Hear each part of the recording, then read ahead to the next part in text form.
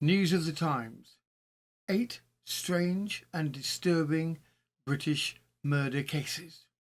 Tonight, we step into a collection of cases that are not simply violent, but deeply unsettling. Not because of what was done, but because of how easy it was believed, how quietly it was accepted, and how often the truth slipped just out of reach. Across England, from the early 17th century to the dawn of the 20th, we encounter murders that defy expectations. A respected churchman accused yet never convicted. A devoted wife poisoned in her own home under the influence of something far stranger than simple malice. A young woman killed in an act so sudden and intimate it borders on the incomprehensible. And others where the line between cruelty, belief, manipulation and calculation becomes almost impossible to separate. These are not neat cases. They are not always solved. And in some, the most troubling question is not who committed the crime, but why so many people at the time seemed willing to accept it. So tonight, we return to the original reports, the inquests, the courtroom testimony, and the quiet details that reveal far more than they first appear. These are 8 strange and deeply disturbing British murder cases. If you enjoy these journeys into the past and the quieter details history tends to leave behind, then a simple like on the video helps others to find the stories too. Now, let us begin. Case 1.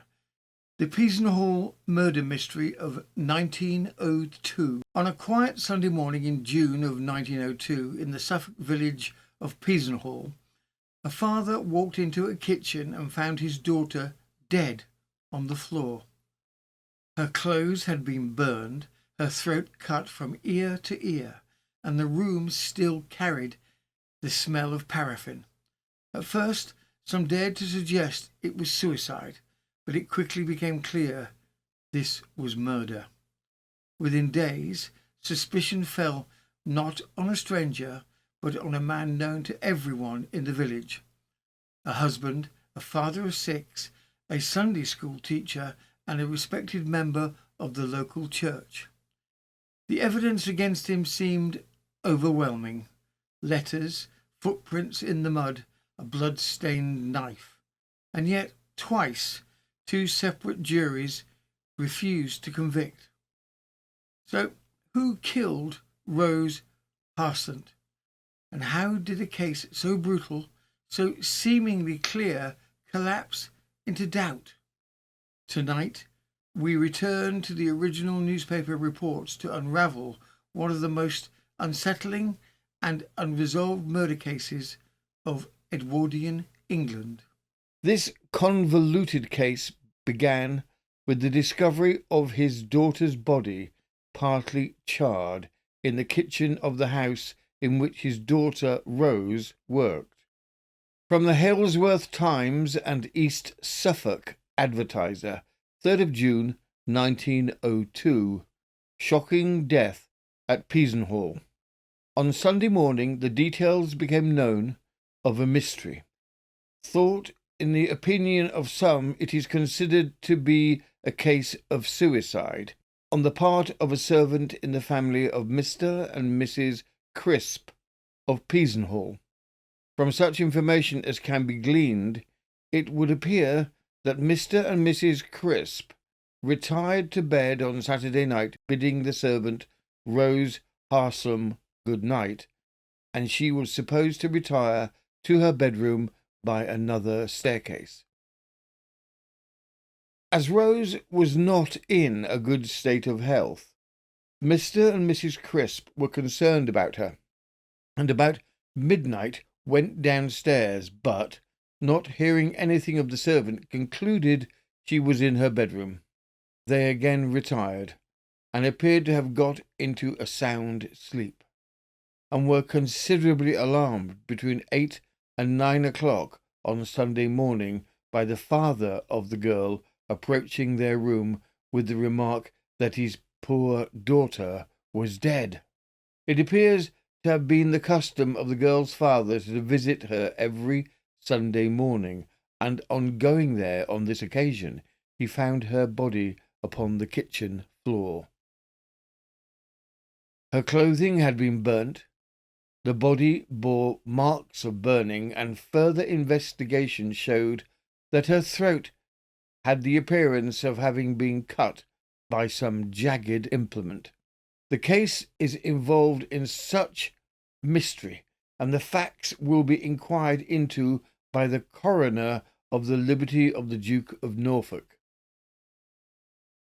There was initial speculation that she may have committed suicide, as the thought that a murder could have taken place in the sleepy village was unthinkable.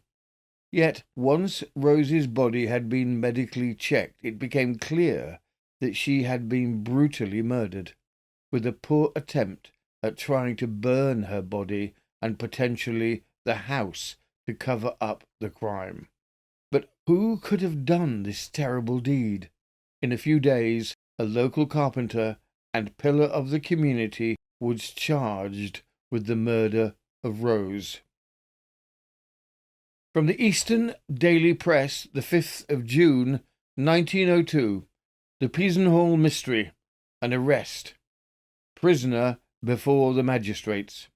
At Halesworth Police Court yesterday afternoon, William Gardiner, a carpenter of Peasenhall, was charged with the wilful murder of Rose Ann Arsent on Sunday morning.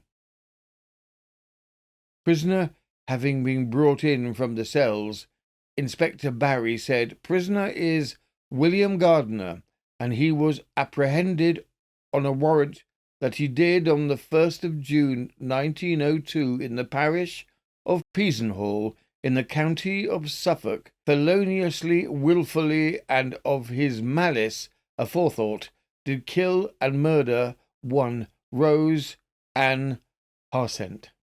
Peasenhall, the scene of what is either a terrible murder or a shocking suicide, is a quiet little village in East Suffolk, about 8 miles from Halesworth and about 6 miles from Saxmundham. The house occupied by the man now in custody of the police is quite close to the house occupied by Mr. and Mrs. Crisp, where the deceased girl lived as a domestic servant, and where, between the closing hours of Saturday and the dawn of Sunday, the terrible tragedy was enacted. Mr. and Mrs. Crisp's house, Providence House is its name, is very near the church and not a great way from the cemetery. The dead girl is described by those who knew her as a genteel-looking body, a native of Peasenhall, and of very respectable parentage. She was 23 years of age, and her father and mother are still living. Her dead body was removed from Providence House to their cottage at the close of the inquest on Tuesday. Her condition of late had excited remark, and that she had a visitor at Providence House unknown to her master and mistress is pretty evident. The condition referred to was a suspicion that Rose had been pregnant. As an unmarried servant girl in the village, her pregnancy would have been highly scandalous. Rose's room was investigated for clues. What was found was a letter requesting that Rose give a signal with a light in her window that a proposed midnight meeting would go ahead. From the Eastern Daily Press, the 5th of June, 1902. The Peasenhall mystery.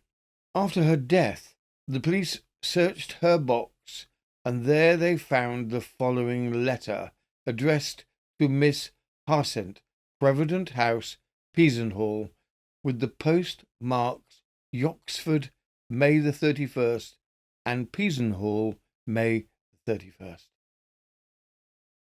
The letter was as follows.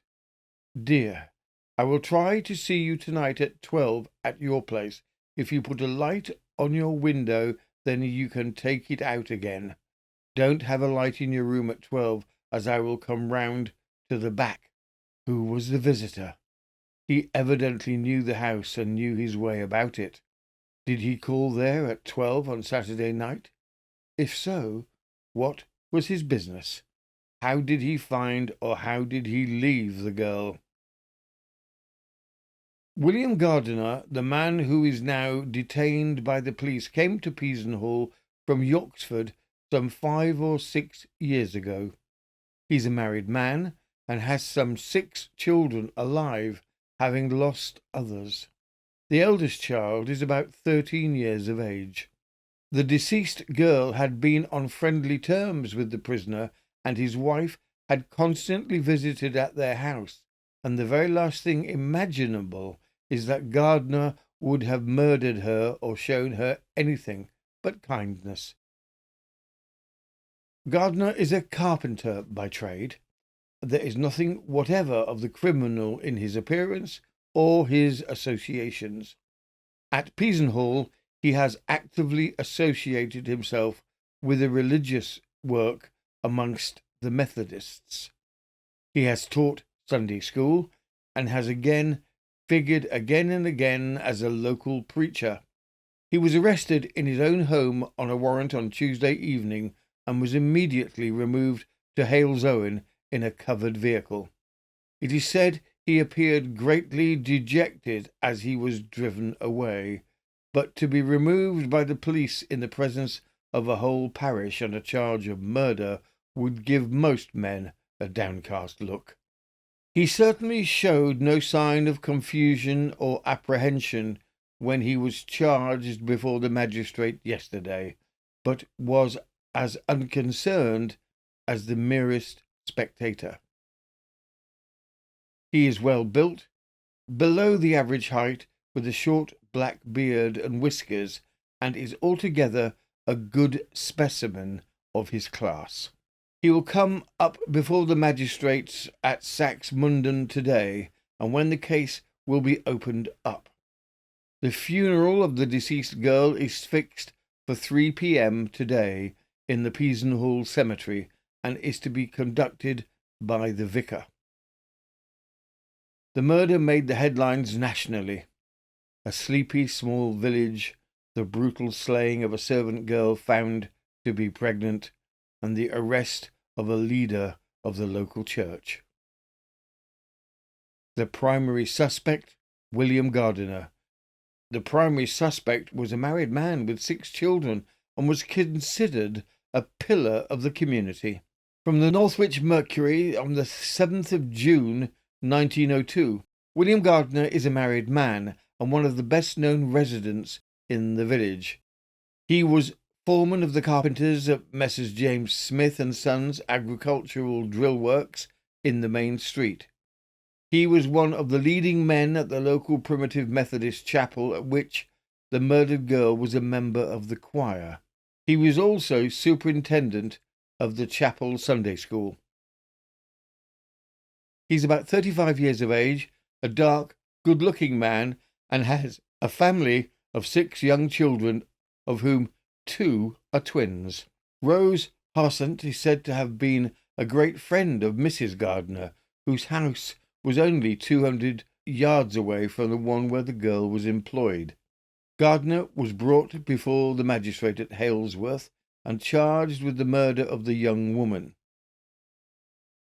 From the Framlingham Weekly News, the 7th of June 1902, we are informed by our correspondent in the village that a blood-stained penknife has been found at Gardiner's house, and also some letters of an incriminating character. Immoral relations. One of the main points of the police was the known immoral relations between Gardiner and Rose that had been investigated by the church previously.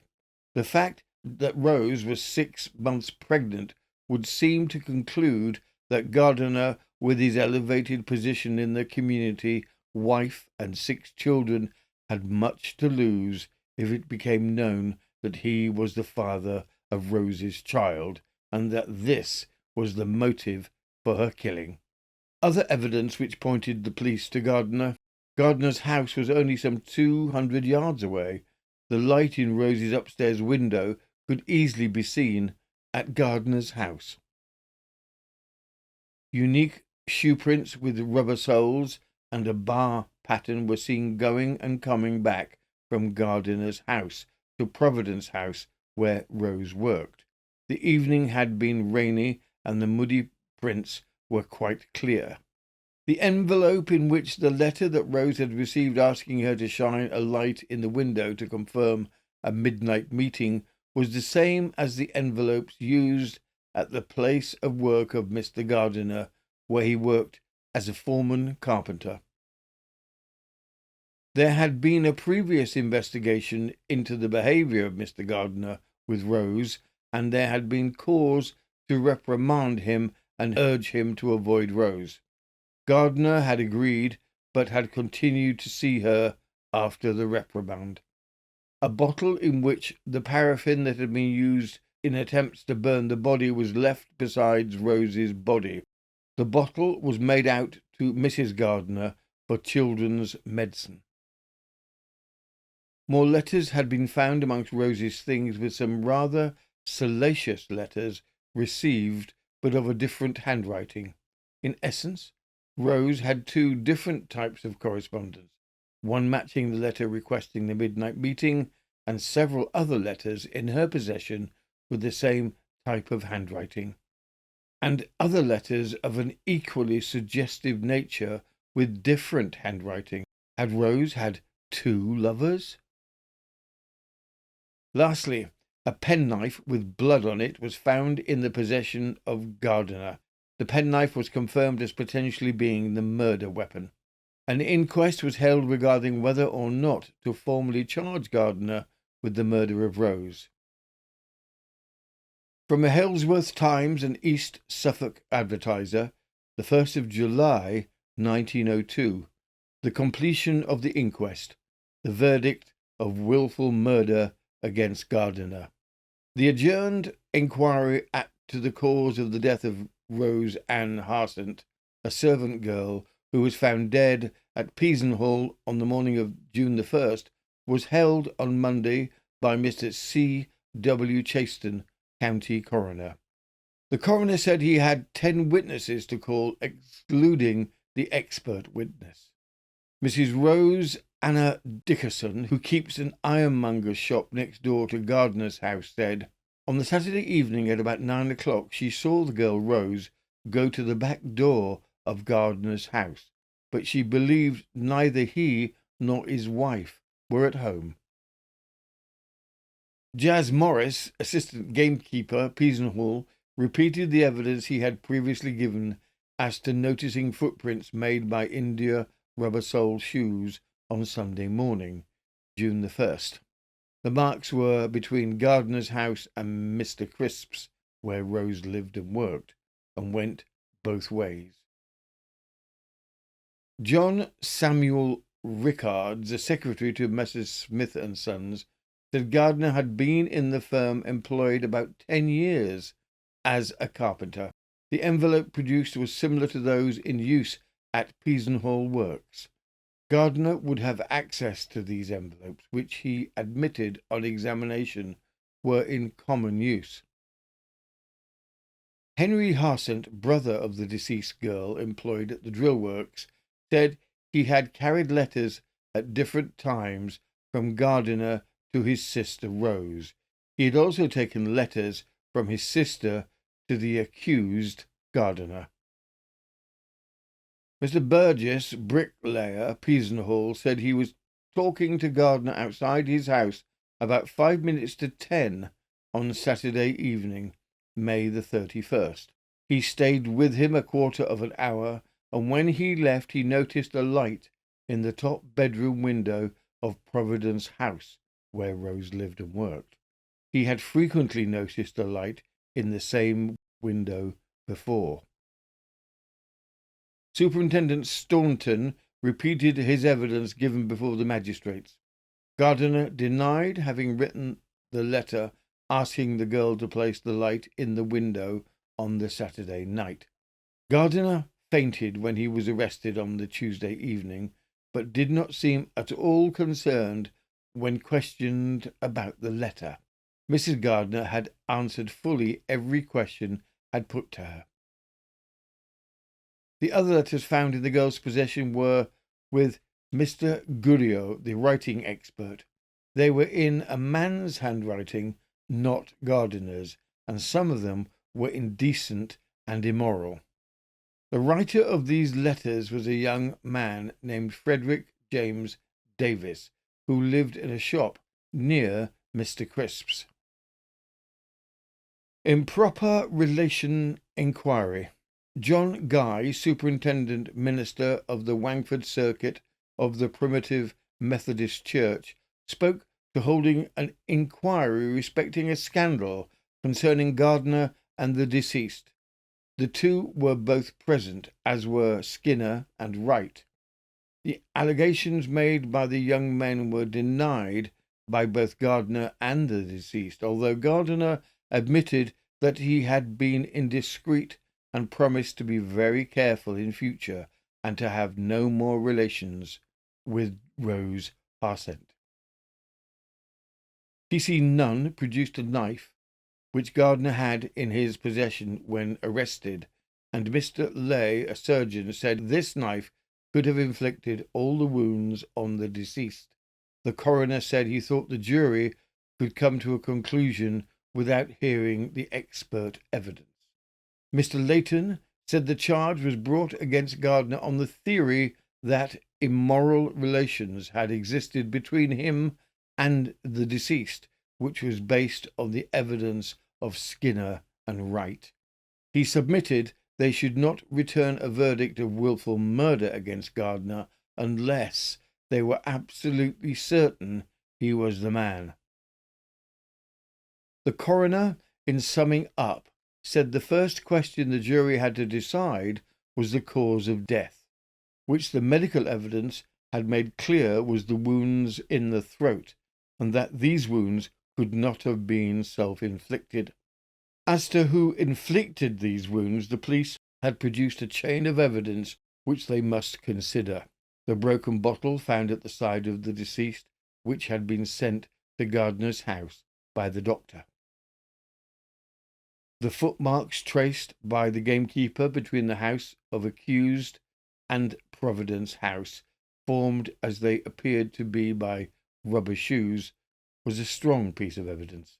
The jury had to consider what they believed from the whole of the evidence, and if they thought the accused man was guilty, it was their duty to say so, and the result would be a committal for trial at the next assizes, when the case would be fully determined. The jury, after half an hour's deliberation, returned a verdict of wilful murder against William Gardiner. Gardiner was remanded in custody as the police and prosecution worked to shore up their case and the evidence. The additional salacious letters in another's hand muddied the case considerably. The police and prosecution focused all of their efforts on William Gardiner. The trial commenced. From the Bolton Evening News, the 7th of November 1902, Peasenhall Mystery. The trial resumed at Ipswich today of William Gardiner, who is accused of murdering the servant girl Rose Harsent at Peasenhall. James Morris, gamekeeper, stated that at 5 o'clock on the morning of June the 1st, he noticed footprints leading from the prisoner's house to the deceased's residence. There were marks of bars across the soles. Herbert Stanias, Gardiner's neighbour, stated that on the morning of June the 1st, he saw Gardiner in his wash-house, where there was a big fire. Mr. Richards, secretary to Gardiner's employer, stated that envelopes found in the deceased box were similar to those used at the works. William Harsent next deposed to finding the body. Constable Nunn saw the deceased's nightdress was burnt, and only the part about her neck remained. Her throat was cut from ear to ear, and her body and arms were considerably burnt.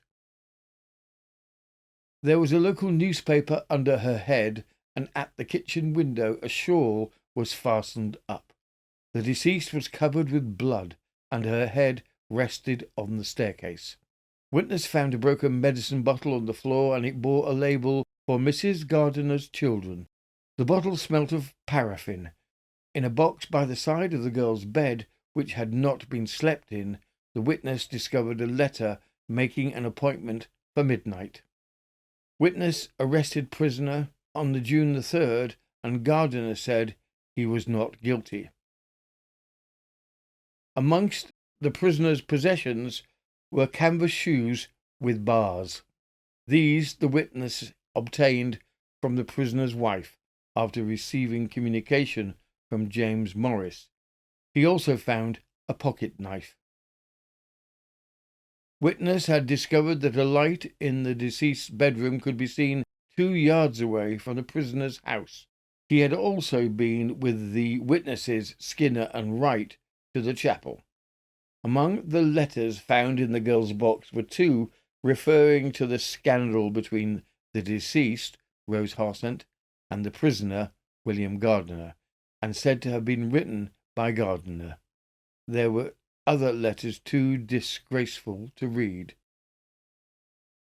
It had been admitted by a youth named Frederick Davis that he wrote them, and in the interests of public morality, counsel suggested that they should not be read out, but copies handed to the jury.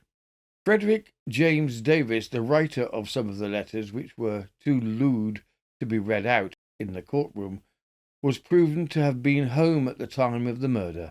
He slept in the same bed as his brother and had gone to bed at about 10 o'clock. In cross-examination, Frederick confirmed that he had delivered letters and poems to Rose. He denied strongly that he was the father of the child she was pregnant with. He had lent her a book about illegal operations at her request. He had simply regarded his relations with Rose as a sporting flirtation. The result: the jury could not come to agreement, and the trial ended with a hung jury. Gardiner was again remanded for a second trial to come whilst the jury were released. From the Westminster Gazette, the 10th of November 1902, the village murder mystery, summing up by the judge. The judge commenced summing up. He said he had never investigated a more complicated case. It was not the jury's duty to say whether Wright and Skinner were telling the truth, but if they invented their account, it was a most extraordinary invention. The acquittal of Gardiner by the church elders who investigated the scandal was a prejudiced one, because those who inquired into the matter believed one of their own persuasion against 2 outsiders. Mr. Guy, the circuit superintendent, warned Gardiner about his future conduct, and Gardiner said he would have had nothing more to do with the girl. Why should he make that remark if he were innocent? As to the charge of paternity against Davis, there was not a tittle of evidence against him. The jury might not be able to say who the murderer was, but they must remember that murders of this sort were invariably committed by educated people, the last persons who would be thought of to be guilty of such a crime. The jury retired at 4:15 to consider their verdict, returning at 6:30 to ask the judge 1 or 2 more questions. They again came into the court at 8:30, and the foreman announced that they were unable to agree. They were therefore discharged, and the prisoner will be detained in custody and retried at the next assizes. The lack of conviction was a serious blow to the prosecution. One of the reasons given of jury members who felt that Gardner was innocent was their inability to believe that Gardner could have planned such a terrible crime and then gone on as normal. He had been in the church pulpit the following day, Sunday, where he had led 2 hymns. Conversely, one of the problems of the defence that was brought up was they could not come up with a viable alternative to Gardner as the murderer. Gardner's second trial was to take place in January 1903. The evidence presented was much the same, with no real additional evidence brought forward. As in the first trial, Gardner took the stand in his defence and by all accounts was convincing. Mrs. Gardner also took the stand in her husband's defence.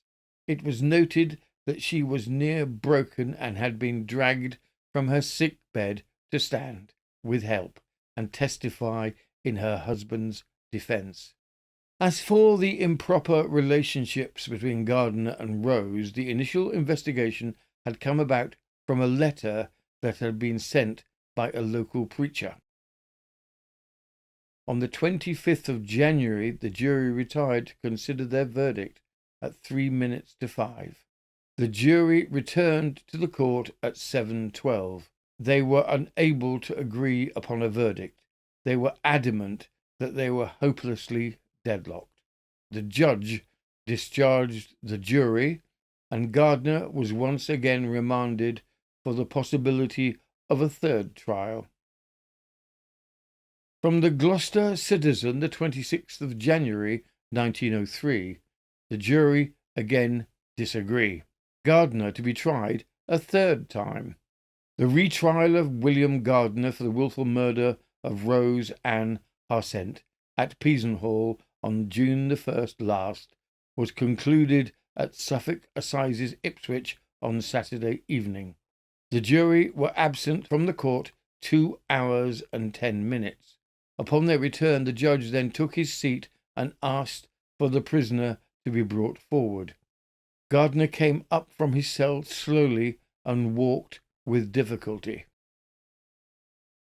He was ghastly pale, and his face twitched with emotion. The Central News Ipswich correspondent had reason to believe that the jury were divided as follows: 10 for not guilty and 2 for conviction. Gardner, again supported by the wardens, tottered out of sight to await his third and next trial, which would take place at Bury St Edmunds in June next. A few days later, the Home Office interceded and released Gardner as acquitted. Gardner was free. From the People, the 1st of February 1903, Gardner released. I knew I should be acquitted. William Gardner, who was charged with the murder of Rose Harsent at Peasenhall in June of last year, was released from prison at Ipswich on Thursday. This step was taken in obedience to a telegram received from the Home Office. The Governor carried out the instruction after first writing for and obtaining confirmation of the first message.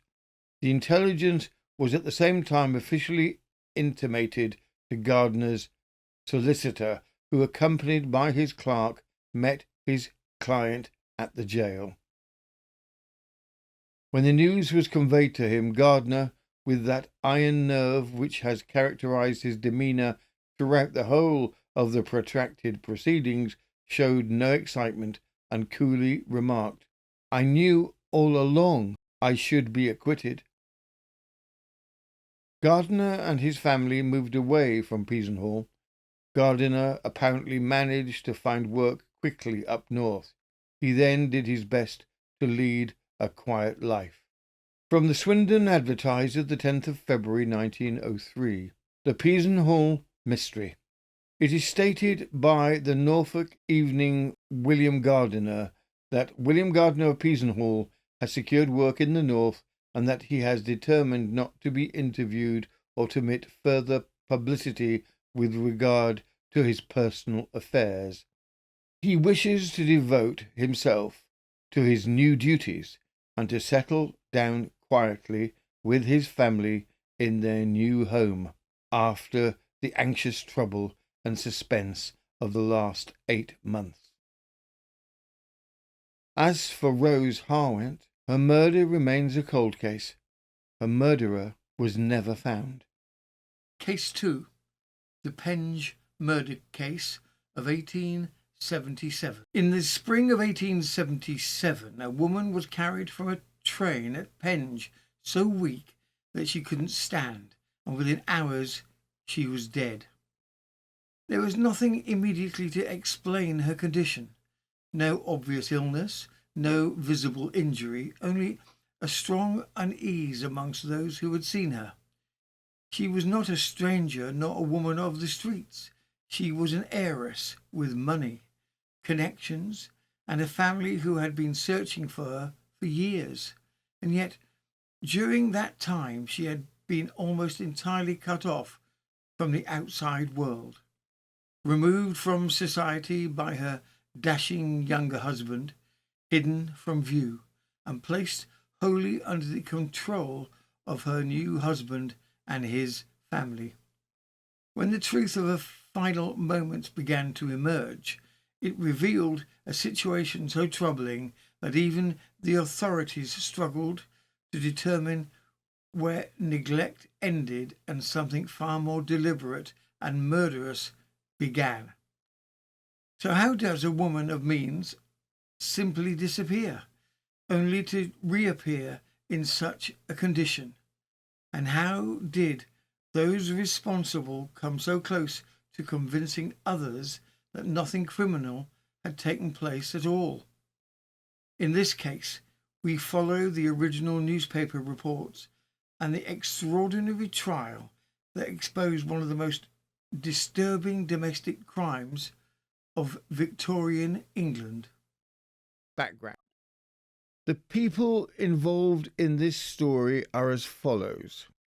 Harriet Stainton, the heiress, 34, described as simple-minded. Her mother, Mrs. Butterfield. The suitor and husband, Louis Staunton, 24. The husband's mistress, Alice Rhodes, 15. The husband's older brother, Patrick Staunton. Patrick Staunton's wife, Elizabeth Staunton, who is also the older sister of Alice Rhodes, Louis' mistress. Setting the scene. Harriet Staunton was described as simple-minded and was privy to the considerable sum of £9,000, worth approximately £1,342,000 today. She fell under the sway of Louis Staunton, a one-time farmer who had moved up to the position of an auctioneer clerk. Louis was 10 years younger than Harriet and was probably looked at as a lifeline to potential spinsterhood by her. Louis came into contact with Harriet through his sweetheart, 15-year-old Alice Rhodes. Alice's mother had remarried a cousin of Harriet's. Louis met her at Alice's home. Louis began his courtship of the vulnerable Harriet in earnest, although he was continuing his relationship with 15-year-old Alice. From the Manchester Evening News, 20th of April 1877. Mysterious death of a lady at Penge. At present, some excitement prevails relative to the sudden death there of a lady named Harriet Staunton, and the issue of the official investigation now in progress is awaited with considerable curiosity. The deceased lady was daughter of a clergyman of the Church of England, residing at Brentwood in Essex, and her husband, who at one time was a farmer, had more recently acted as an auctioneer's clerk. They had been married for nearly 3 years, and for some time past had resided in a secluded spot in Cudham in Kent. At first there was only one female servant kept in the house, but latterly a second one was engaged. The gradually weakened condition of the deceased, Harriet Staunton, came to the knowledge of her sister, the wife of a gentleman residing in Forest Hill. On Thursday, the instant, she was removed from Cudham to Penge. On reaching the station, the deceased was so exhausted that she had to be carried to a cab and taken to her lodgings, where she was attended by Dr. Langrig of Penge, and where she died at noon the next day. From circumstances that came to the knowledge of relatives, the police were advised to delay the burial, and coroner's inquisition was opened Mr. C. J. Carter at the Park Tavern, Penge.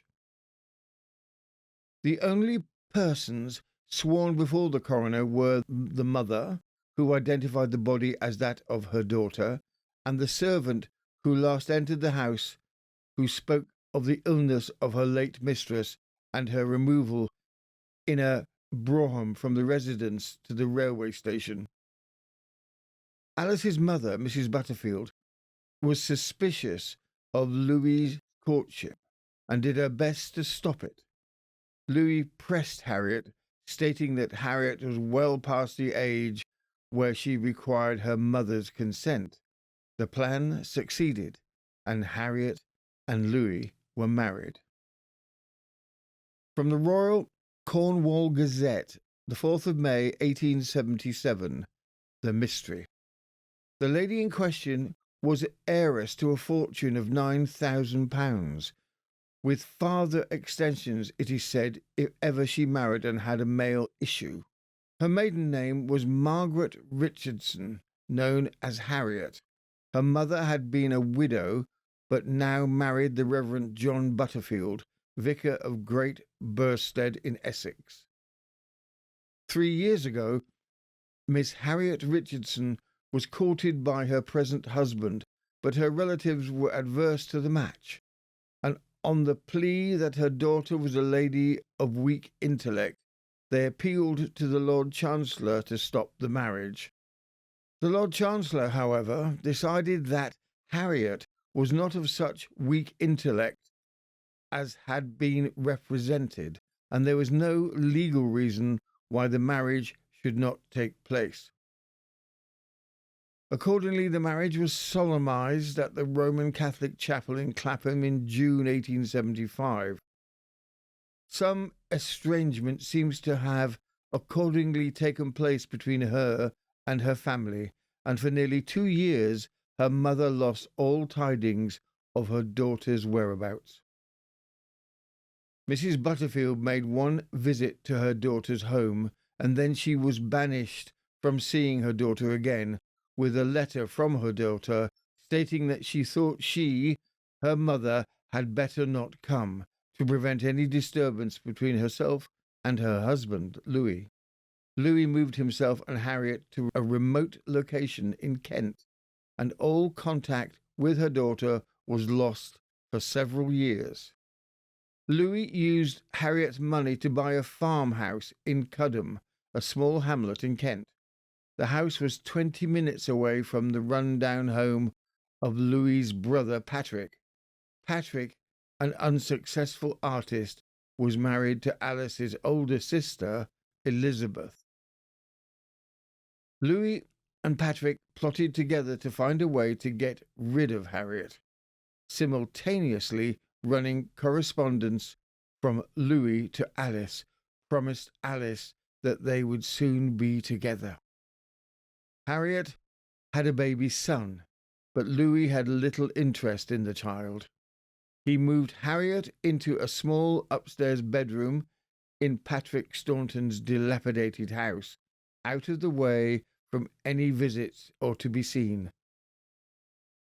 In her small, isolated room, Harriet and the baby had no washing facilities, nor proper bed, only planks set across some trestles, the plan to slowly starve Harriet and her small son was underway.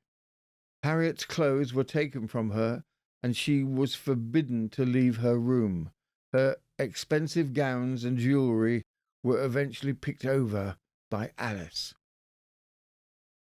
Patrick Staunton, the poor artist's brother of Louis, had a temper and was considered a domineering man by servants. Harriet was threatened to do as she was told and remain quietly locked in her room. Harriet's mother, Mrs. Butterfield, had been desperately attempting to track down her daughter. She was concerned that Harriet may have been placed in an insane asylum or dead. By chance, she bumped into Alice Rhodes at London Bridge Station and noticed that Alice was wearing one of Harriet's favourite brooches. Alice insisted that Harriet had given it to her, but Harriet's mother remained unconvinced. Mrs. Butterfield continued her investigation, trying to track down her daughter. Eventually, the Stauntons' charwoman gave her the address of the property in Cudham in Kent. From the Royal Cornwall Gazette, the 4th of May, 1877, A Mother's Search. At last, a presentiment came over the mother that all was not well with her child, and she began to have a fear lest she had taken refuge in a nunnery or was confined in a lunatic asylum or perhaps immured in a dungeon. A number of places she made inquiries, but could gain no tidings of her at all. Mrs. Butterfield travelled to Cudham and demanded to see her daughter. Louis bluntly refused. Mrs. Butterfield eventually returned to London, still having had no glimpse of her daughter. With winter, the cold and hunger took its toll on both Harriet and the baby. The baby, approximately 1 year old, was not much bigger than a newborn infant. It died of malnourishment. There were no mourners at the child's funeral, and the burial ceremony was marked for its extreme cheapness. 5 days later, Harriet herself was approaching death. Waiting until she was half conscious, the Staunton took Harriet in an open cart to a suburb of Penge, where she died the next day. From the Royal Cornwall Gazette, 4th of May, 1877, The Skeleton. On the evening of the 12th inst, there was lifted from one of the railway trains at Penge by a gentleman and a lady what appeared to be nothing more than just the living skeleton of a lady. The station master and officials produced a chair to place her in, but even in that state she had to be supported. In this chair she was taken to a house near the station, 34 Forbes Road, and put to bed. It appears that a drawing-room floor had previously been engaged for her, the gentleman accompanying her having stated to the landlady of the house that he wanted to procure apartments for an invalid lady, for whom he wanted to gain the advice of the best physician he could. He asked to be recommended a doctor, and the next day he accordingly called in a local gentleman, Dr. Longrig, who expressed his surprise at her emaciated condition and gave but little hope of her recovery. Soon after his departure, the unfortunate lady died, and the friends then applied to him for a certificate of death on the ground that deceased had for some time been attended for a gradual wasting away. In the evening of the same day, a knock came at the door, and on the landlady going to it, she was startled by the man at the door saying, "I am the undertaker's man, come to measure the ladies upstairs for her coffin." The landlady replied you must have come to the wrong house, for there is no corpse here." The man persisted that he had come to the right place, and she then went upstairs to ask the attendants how the lady was. Not till then had she been informed that her poor invalid lodger was dead. Every preparation had been made for the funeral, but in the meantime a strange communication had been received by the local police of something like the living skeleton of a lady having been removed from a very secluded place in the country in an open wagonette, and next that a very strange-looking skeleton had just died at 34 Forbes Road. At length the coroner, being urgently asked to hold an inquest, sent an immediate order to stop the funeral. The unfortunate lady's maiden name was then ascertained. Her mother was sent for, and on her coming she recognised in the skeleton lying on the bed the features of her long-lost child. The coroner has stated that the case has assumed a character of serious importance. Later details. Further important discoveries in connection with the mysterious death of Lord Riviera's niece have just been made by the police engaged in the case, and tend to render the circumstances still more inexplicable. During the last few days, active inquiries have been made to ascertain where the deceased lady had been wasting to such a complete skeleton, and if so, whether she had been closely immured against her will.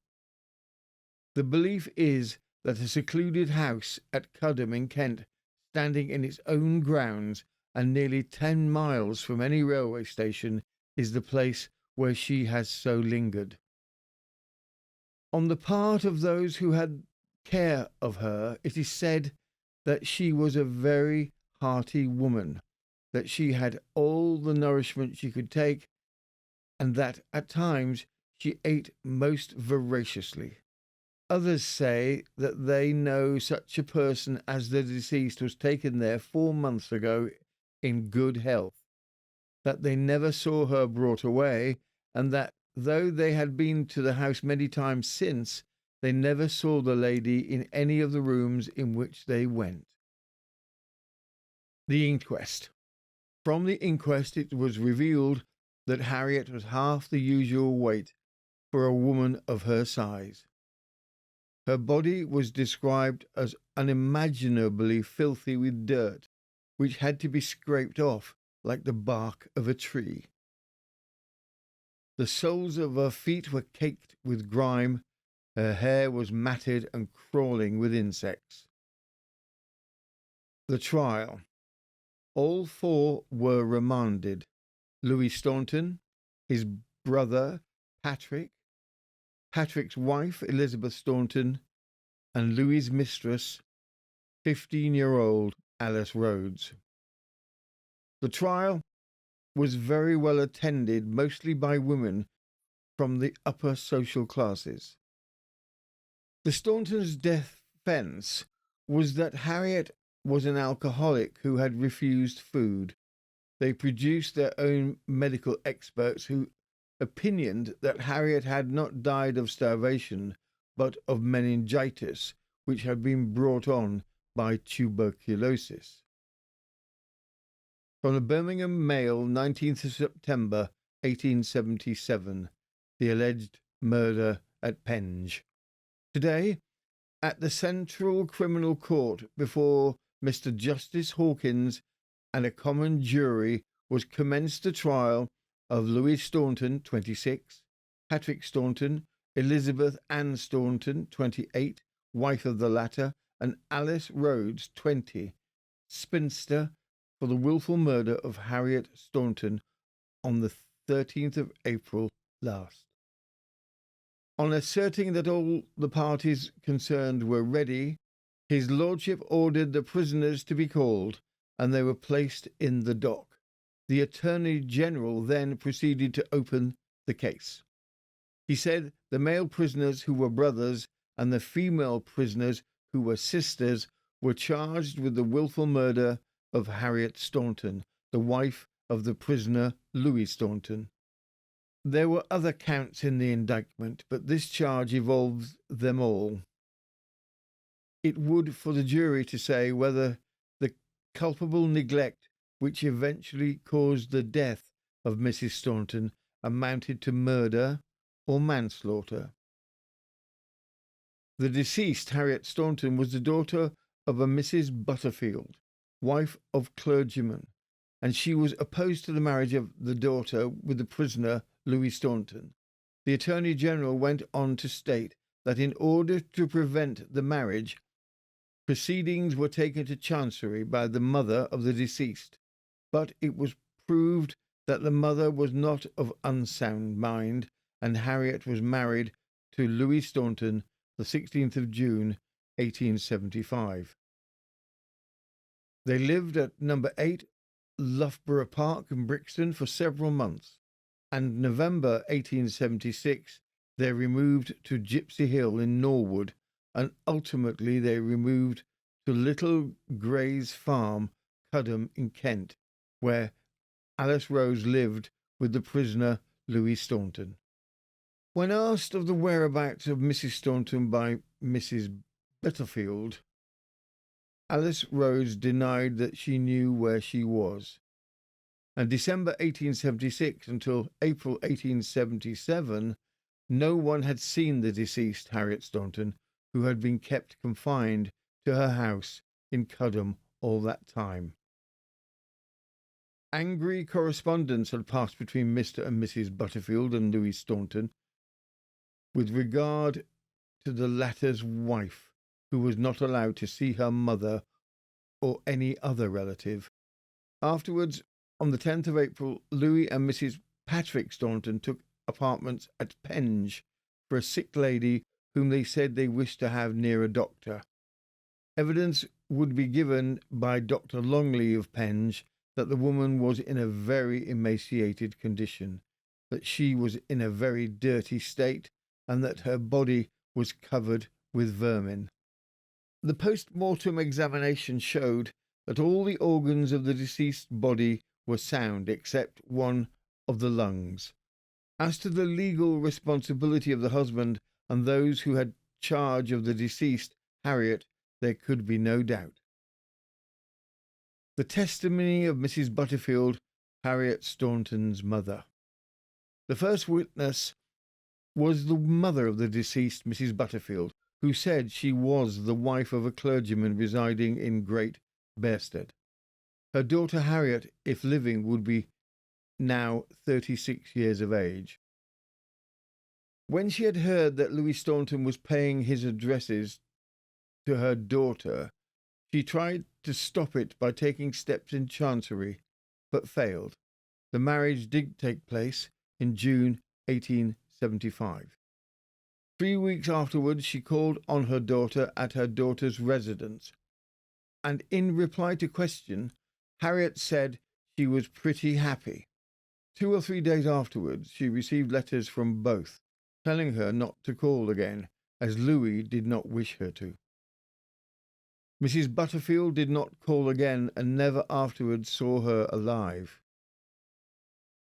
She then, referring to her meeting with Alice Rhodes at London Bridge Station and her refusing to tell her where her daughter lived, and also of her having found out that Alice Rhodes was living on improper terms with her daughter's husband. When she last attempted to see her daughter, she was pushed out of the house by Louis and Mrs. P. Staunton, and witness next saw the dead body of her daughter in Penge. Mrs. Butterfield stated that her daughter Harriet was very fond of dress, but was of very temperate habits, and always in good health. She confirmed that Harriet was not mentally strong enough to receive much education, and her spelling was always bad. Mrs. Butterfield swore that her daughter was quiet and harmless, and that When she began to reason with her daughter on the subject of her marriage, she became very violent and once threatened to kill her. She further stated that she verily believed her daughter was of unsound mind and unable to manage her affairs. All 4 defendants were found guilty and sentenced to hang. But days before the execution day, the Stauntons received a reprieve. Surprisingly, Alice Rhodes was given a full pardon and was released. The other 3 were given sentences of penal servitude. From the Illustrated Police News on the 10th of November 1877. The Penge convicts. On Tuesday evening, the governor of Maidstone Jail was informed that Louis Staunton, Patrick Staunton, and Elizabeth Staunton were sentenced to penal servitude for life, and that a free pardon had been granted to Alice Rhodes. As the governor thought it well that the under-sheriff should make acquainted with Her Majesty's decision before further steps were taken, no intimation was conveyed to the convicts that evening. Since the order of respite was received, till last Wednesday the prisoners were placed under the course of discipline observed in the case of convicts upon whom sentence has not been passed. The indulgence of special diet had been withheld. They had to assume the prisoners' garb and to take exercise with the other prisoners. The male convicts had been removed to the ordinary cells, and Mrs. Patrick Staunton and Alice Rhodes also had cells allotted to them. Louis and Patrick Staunton were employed in picking oakum, and Mrs. Patrick Staunton and her sister in laundry work. The only relatives who had interviews with the prisoners since the sentence of death was respited of the mother, brother, and sister of Louis and Patrick Staunton. The sister visited the prison on the Sunday and the brother on the Monday following, the latter being accompanied by 2 members of the Penge committee. On the Wednesday, Mrs. Staunton Senior had an interview with her sons and was told that it was the last that could be permitted.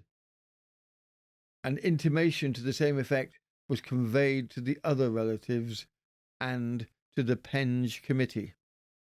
The relatives of the female prisoners had not seen them at all since the remission of the capital penalty.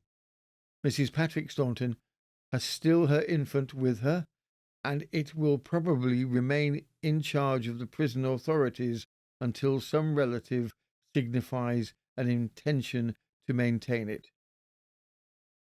The child of Alice Rhodes is still at Mrs. Hinksman's, and it is stated that kindly disposed people have shown an interest in its welfare by remitting presents in postage stamps accompanied by letters expressing of sympathy. On Wednesday morning, the decision of the Home Secretary was communicated to the Stauntons. On the previous evening, the governor had acquainted Alice Rhodes with the exception which had been made in her favour, and later the same evening Alice Rhodes left prison wearing the same dress as when she took her trial and travelled by the last train to London. Mrs. Patrick Staunton was the first to be informed of the nature of the commuted sentence. She at once gave way to an outburst of grief. Latterly she had been much dejected, and the final separation from her sister naturally contributed to her sorrow. The governor of the jail had humanely prepared her mind, as well as the minds of the male convicts, for what he saw would probably be the eventual result. Otherwise the shock would have been considerably greater than it was. Louis Staunton, when told of the decision, received it quietly and with a stolid countenance.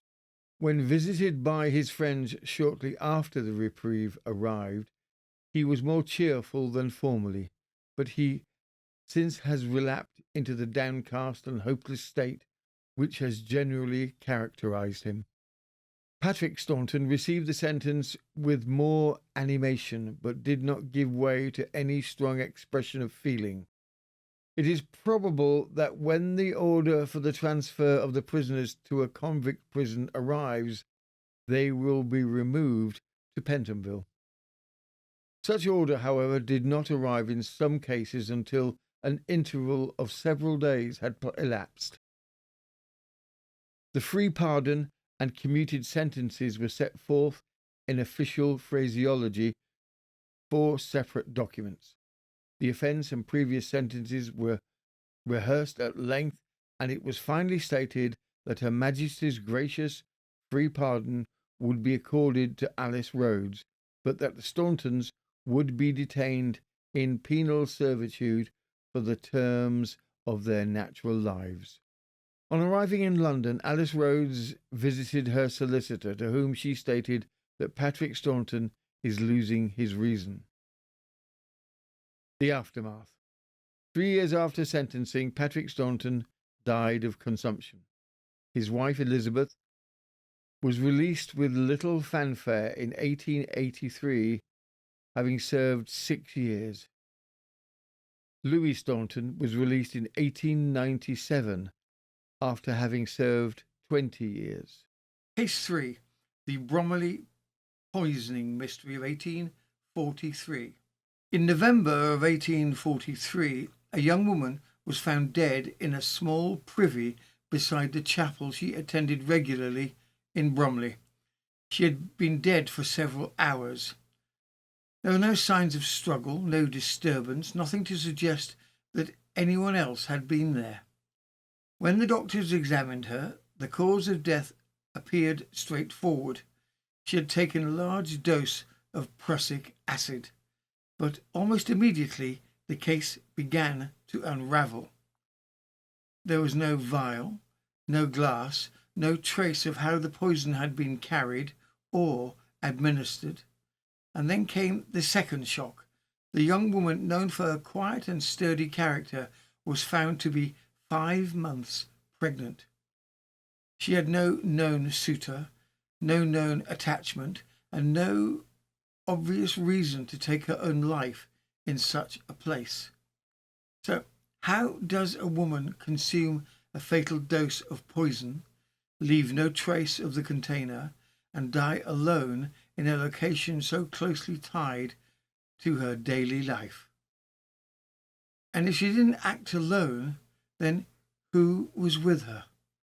In this case, we return to the original inquests, the medical evidence, and the unanswered questions that left investigators and the public facing a mystery that was never resolved.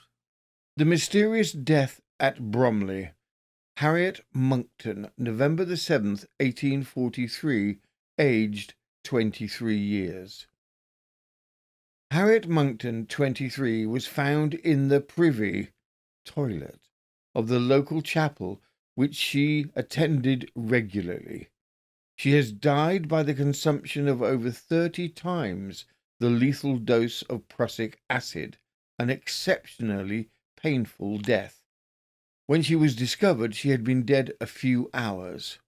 Compounding the story, it was found that Harriet was 5 months pregnant. Nobody had any suspicion whatsoever of her being in the family way. There was no special man known to be attached to her,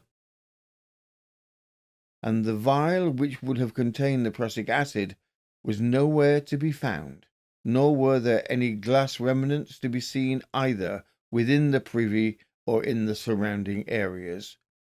The initial thought that she had attempted to take poison to abort the baby was untenable.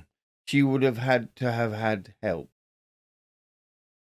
Harriet had been known as a particularly pious young woman and steady, not subject to fits of fancy. At the time of her death, she was looking forward to a new school position in Arundel. The case completely stumped the local police. An inquest went forward several times without any formal conclusion. From the West Kent Guardian, the 18th of November 1843, mysterious death at Bromley. In our last Guardian, we briefly detailed some proceedings before the coroner, C.J. Catar, Esquire, in an investigation of very suspicious circumstances connected with the death of a young woman at Bromley. This affair has caused intense excitement in the neighbourhood, from the peculiarity of the circumstances and the mystery in which the whole occurrence involved. The unfortunate deceased is a young woman named Harriet Monckton, aged 23 years, the daughter of a respectable widow residing in Bromley. She bore an exemplary character, was attendant at the chapel of the Reverend Mr. Verrill, and had what are called pious habits. As last week stated, she was missing from her home since Monday night, but she had expressed her intention of sleeping that night at the house of a friend, as she had been accustomed to do. Nothing was thought of her absence until in the course of Tuesday, when it being discovered that she had not passed the night as proposed, inquiries were set on foot, and a diligent search made of the houses of any friends on whom it was thought possible she might have called on. Nothing, however, could be ascertained in regard to her, until, late in the evening, she was found, as already described, seated on the floor of the privy adjoining Mr. Verrill's chapel, quite dead, and having been apparently so for many hours. Information was conveyed to the coroner, who entered on the inquest on Wednesday with a jury of the respectable inhabitants. Circumstances being stated in the evidence leading to the suspicion that the death was the result of poison. The inquest was adjourned until Friday for the purpose of a post-mortem examination being instituted. At this adjournment inquest, the surgeon having deposed that the death had been caused by the administration of an exceedingly large dose of prussic acid, and that the deceased was 5 months advanced in pregnancy, circumstances which created the utmost surprise and alarm in the neighbourhood. The inquiry was again adjourned to Wednesday last at 12 o'clock, when the jury reassembled at the Union Workhouse. The boardroom was crowded to excess. The Reverend Dr. Scott, chaplain to Bromley College, one of the magistrates for the county, and several other influential gentlemen were present. By direction of the coroner, the witnesses were ordered to withdraw. Mr. Blott, the surgeon, stated that he saw the deceased before the body had been removed from the position in which it was found. The deceased had apparently died from some compulsive action.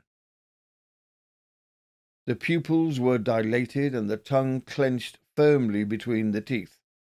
The lower lip was livid, and a dark, viscid fluid was escaping from the mouth. The hands were clenched and the right arm thrown behind her. The left hand and arm were in front. She was in a semi-recumbent position, with her right leg against the door, which was unbolted. The left leg was bent under her. The head was hanging forward, with her face towards the door. The body was stiff and cold, and the deceased Harriet Monckton must have been dead some hours. Witness searched her person and found a penknife, 2 thimbles, and a purse containing some loose silver. There was a letter in her pocket signed by a person named Field. Witness gave directions for her removal home and took care to observe that nothing fell from her person. On making a post-mortem examination Thursday last, assisted by his father and Mr. Sparkles, they found the brain perfectly healthy and the lungs slightly congested, but otherwise healthy. They removed the contents of the stomach and esophagus for further examination, securing each extremity by a ligature. There was about 4 ounces of a thickish fluid with scarcely any solid matter, and it emitted a strong smell of prussic acid. The deceased was 5 months pregnant. On subjecting the contents of the stomach to the usual tests, the presence of prussic acid was clearly made out, and it was the belief of witness that the quantity taken must have been very large, sufficient so to cause instantaneous death. John Joyce, the summoning officer, said the closet had been carefully examined since the last adjournment, and no trace of a file or any broken glass could be discovered. Police Sergeant King, R20, had also carefully examined the floor of the closet to see if there was any cork or glass utensil lying on it, but could discover none. He had examined the gardens around the chapel with no better success. Witness was not at all aware that her friend, the deceased Harriet Monckton, was pregnant. She believed Miss Monckton was much attached to a gentleman named Phipps, whom she had met at his house, but he had himself informed her that he was engaged to another lady. Mr. Phipps had heard of Miss Monckton's death by a letter from Mr. Verrall, the minister of Bromley Chapel. The deceased Miss Monckton had met divinity students from Hackney College, but never heard of her being intimate with any one of them. She was coming up to town last day preparatory to taking over the management of a school at Arundel. The mother of the deceased was next introduced. She was attired in deep mourning and appeared much affected. She said she saw her daughter last alive on Monday morning at about 9 o'clock. She had slept at Miss Williams' house the previous night and came home to change her dress.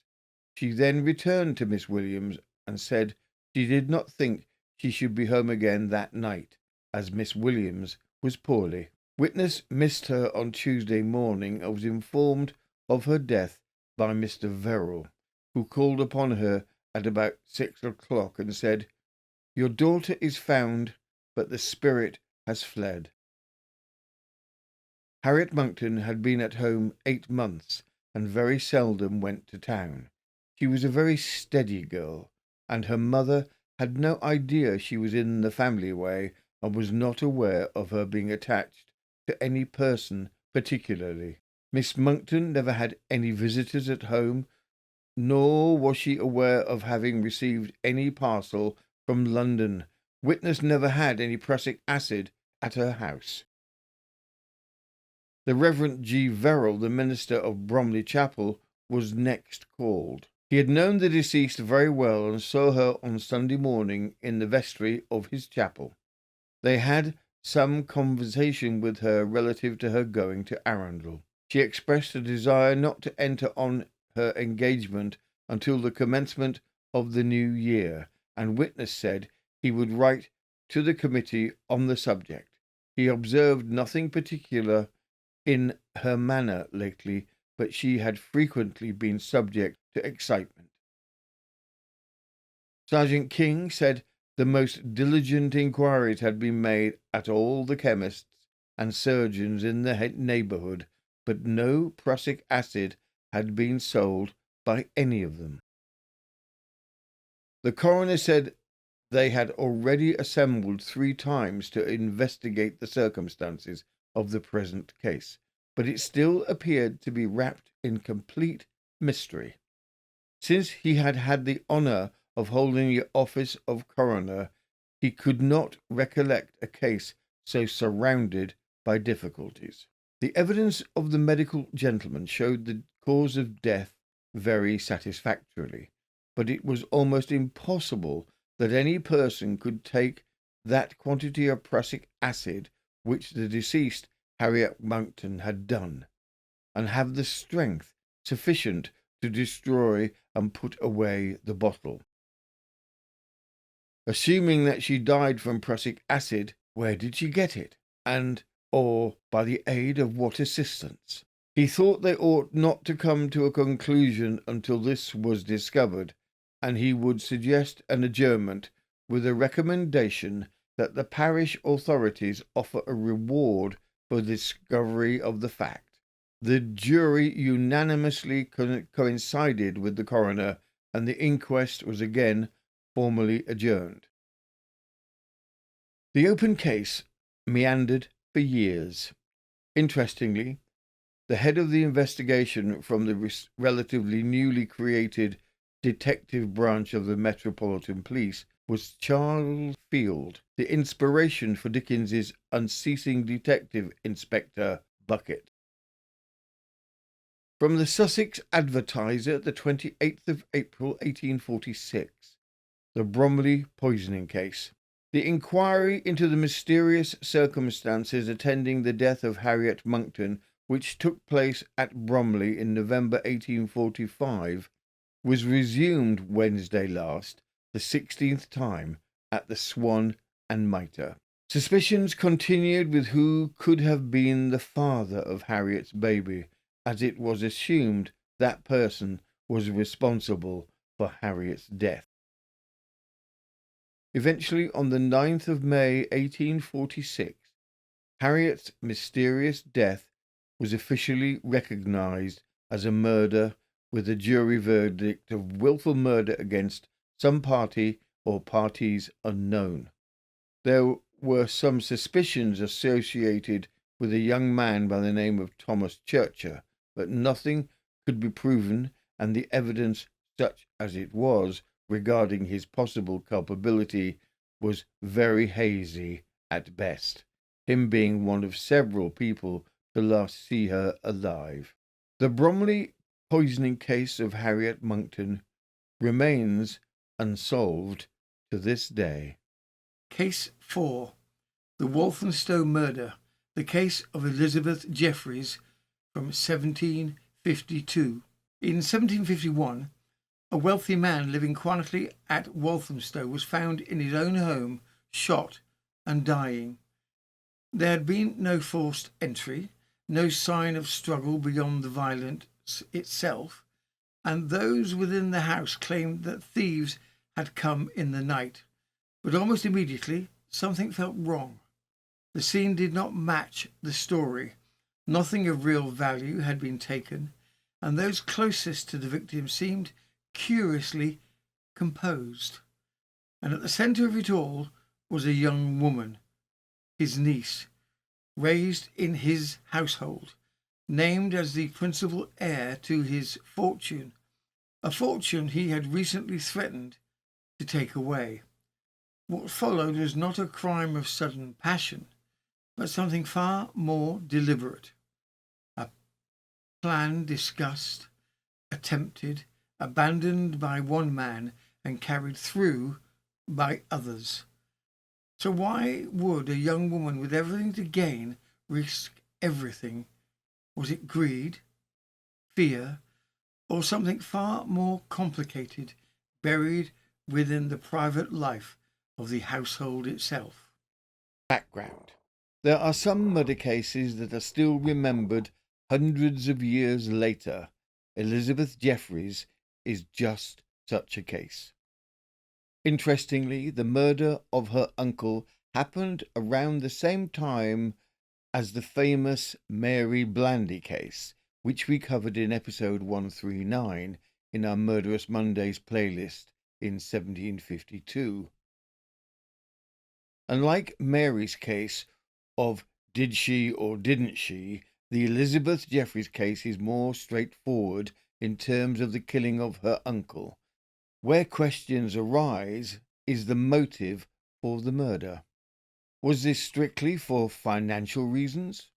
Was there an element of retribution for past abuse? Was this more complicated and a retribution of being ignored or replaced? 18th century England did not tend to think in these shades of grey. The murder case was in all the papers and still to this day is referred to in Great Britain. We start our review with the Newgate Calendar. From the Newgate Calendar, Elizabeth Jeffreys and John Swan executed for murder. The unfortunate Mr. Jeffreys had been a butcher in London and has acquired such an ample fortune as to enable him to retire to Walthamstow. The only thing he wanted to complete his happiness was a child, to be the companion of his age, a partaker of his fortune while living, and an inheritor of it after his death. Accordingly, he took his brother's daughter Elizabeth Jeffreys, treated her like a parent should, and left her by will almost his entire estate. He frequently mentioned this as an inducement for her to be dutiful, but when she became negligent in her behaviour, he declared his intention to alter his will if she did not alter her conduct. An extract from Mr. Jeffreys' will. Item 1. I give, devise, and bequeath unto my niece Elizabeth Jeffreys all that my tenement being in Bucklesbury held by lease, to hold to her executors, and assign for the remainder of the terms of years to come. I also give and bequeath unto my said niece Elizabeth Jeffreys the sum of £1,000 of lawful money of Great Britain, which is worth approximately £280,000 today. I also give and bequeath unto my said niece Elizabeth Jeffreys all my household goods, implements of household, linen, woolen, plate, and china of what kind or nature for ever that I shall be possessed of at the time of my death, and also my diamond ring and my wife's gold watch. This she determined to prevent by executing his death. There is an implication within the Newgate Calendar and the newspapers' reports of an intimacy between Elizabeth and John Swan, the gardener, but this is never formally laid out in the evidence. What is clear between the news reports and the Newgate Calendar is that both Elizabeth and John approached others to help with the crime before setting on the hapless Matthew, who had only recently been employed by Mr. Jeffreys due to his complete lack of prospects. Matthew had been found on the road going from town to town to try to get work. Mr. Jeffreys came upon him in despair from an unsuccessful attempt and offered him a job, helping the gardener John Swan, but with the provision that his payment would be room and board only. Matthew would not receive any actual money for his work. John Swan, to whom Mr. Jeffreys had been a very kind master till he was offended at his familiarity with his niece, meditated this villainy in conjunction with Miss Jeffreys. And they found a simple fellow, one Matthews, that Mr. Jeffreys had employed, whom they thought a proper person to accomplish their villainy. This man for a time rejected their proposals, till at last promises of considerable reward staggered him, but did not produce the desired effect. For when the execution was to be performed, the favours he had received from his master obliged him to refuse it, and no threats or temptations whatever could tempt him to alter his resolution. Matthew had initially agreed to do the deed of killing Mr. Jeffreys, and was hidden on the steps into the cellar. He had been given money to go and purchase a brace of pistols, which he had purchased and brought with him. When Elizabeth came down and told him it was time, Matthew balked and stated he couldn't do it. There is much consternation, and Matthew is made to swear on a Bible that he will not tell on the pair unless it is to protect his own life. Elizabeth is determined to go through with the murder of her uncle and convinces John to do the deed. Both Elizabeth and John take items from the house, place them in a sack, and hide them. The story is to be told that the house has been robbed and her uncle has been shot in the process of the robbery. Elizabeth runs upstairs, hears the pistols go off, and calls out for help from her upstairs window. Dreadful outcry being heard at Walthamstow about 2 o'clock in the morning of the 3rd of July, 1751. Mr. Buckle, a near neighbour of Mr. Jeffreys, awakened his wife, who said, "It is Miss Jeffreys in her shift, without shoe or stocking, at a neighbour's door." Mr. Buckle, going to her, asked her the reason for her appearance in that manner, to which she replied, "Oh, they have killed him, they have killed him, I fear." On his desiring her to cover herself, she said, "Don't mind me, see after my uncle." Mr. Buckle going to the house, the door was opened by Swan, and the deceased was found lying on his right side, having 3 wounds on the left side of his head. The visitor, taking Mr. Jeffreys by the hand, said, "My name is Edward Buckle. If you cannot speak to me, signify to me," on which Jeffreys squeezed him by the hand with as much force as he could.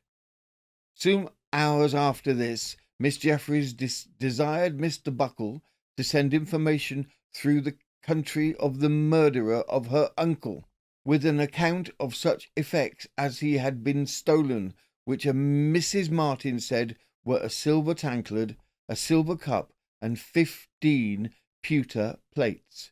Mr. Buckle said, "If I could find Matthews, I would take him up." "No," said Miss Jeffreys, "don't meddle with him, for you will bring me into trouble, and yourself too, in so doing." The story of Matthews. Matthews, however, was taken into custody. From his apprehension and other circumstances, the following acts came to light.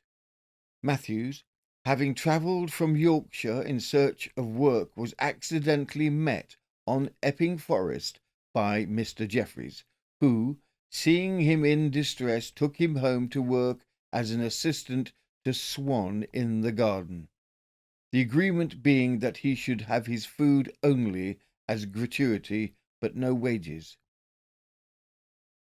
After he had been 4 days in his service, Miss Jeffreys sent him upstairs to wipe a chest of drawers and some chairs, but presently following him, "What will you do if a person would give you £100?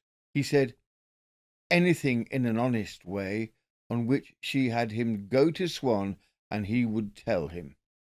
Swan being in the garden, Matthews went to him and told him the contents of the message, on which Swan smiled, took him to an outhouse, and told him if he would knock the old miser, his master, on the head, he would give him £100.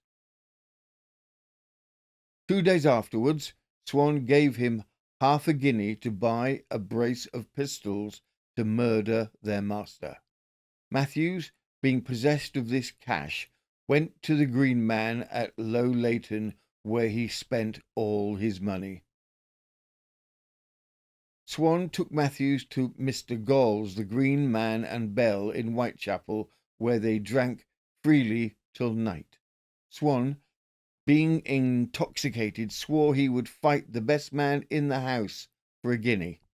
He likewise pulled off his greatcoat and threw it on the fire, but the landlord, taking it off and finding it very heavy, searched the pockets, in which he found a brace of pistols. The circumstance giving rise to an unfavourable suspicion, both the 2 men were lodged in the roundhouse for the night. Being carried before Sir Samuel Gower the next day, he committed them to Clerkenwell Bridewell as disorderly persons.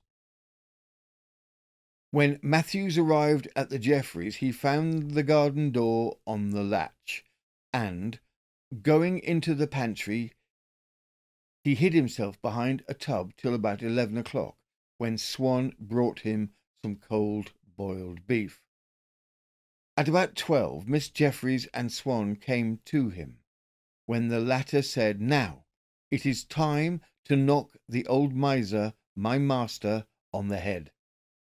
Matthews relented and said, "I cannot find it in my heart to do it," to which Miss Jeffreys replied, "You may be damned for a villain for not performing your promise."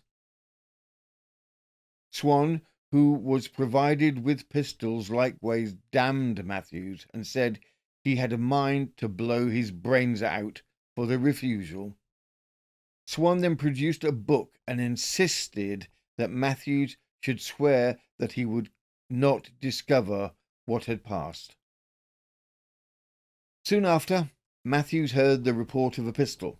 When getting out of the house by the back way, he crossed the ferry, hence he proceeded to Enfield Chase. It has been mentioned that Miss Jeffreys was found in her shift after the commission of the murder. We have now to add that she screamed out, "For God's sake, help! Fire! Thieves!"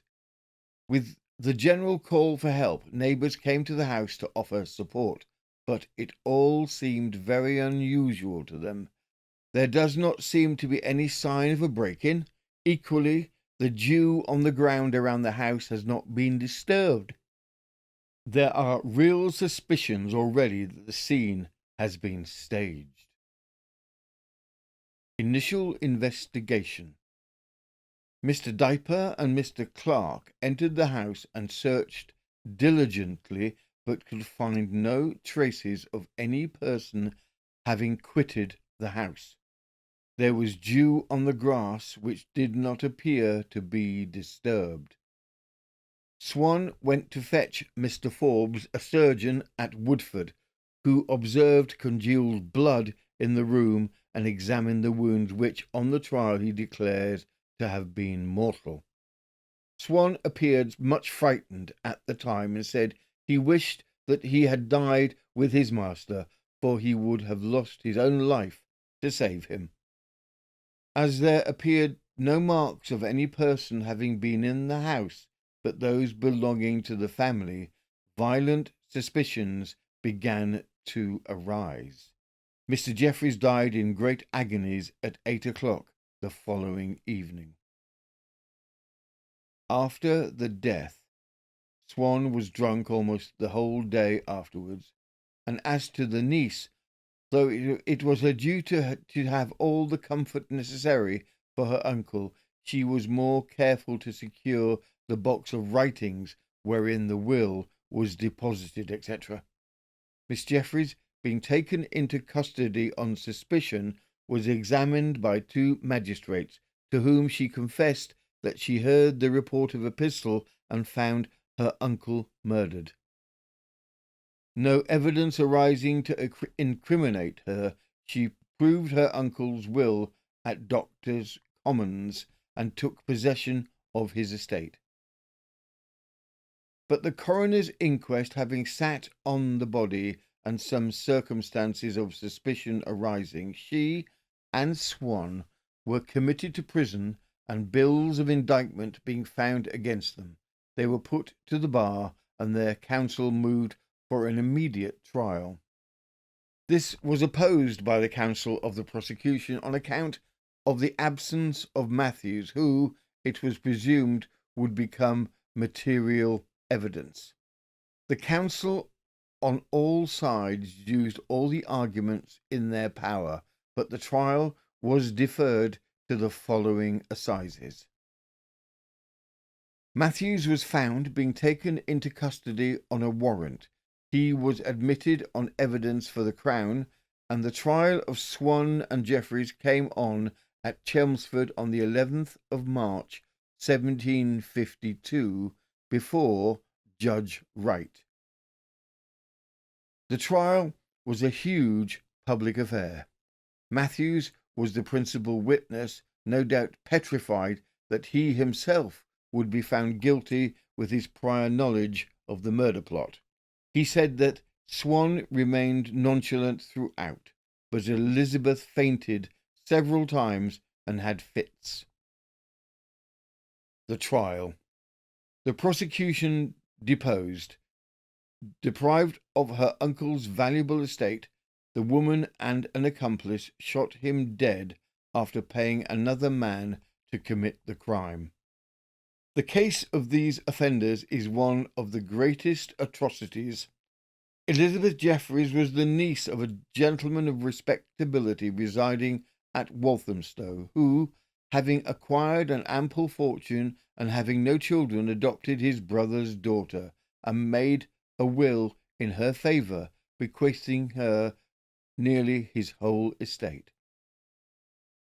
The girl, however, returned her uncle's kindness with ingratitude, and having heard him declare that he would alter his will on account of her bad behaviour, she determined to prevent his carrying his design to her detriment into execution by murdering him.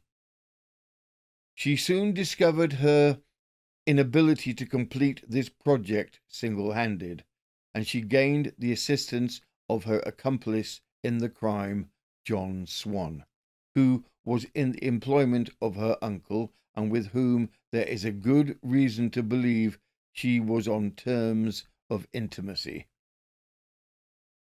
They endeavoured to suborn a simple fellow named Matthews to assist them, but although the promise of a large reward at first staggered him, his terrors eventually steeled him against the temptations held out to him.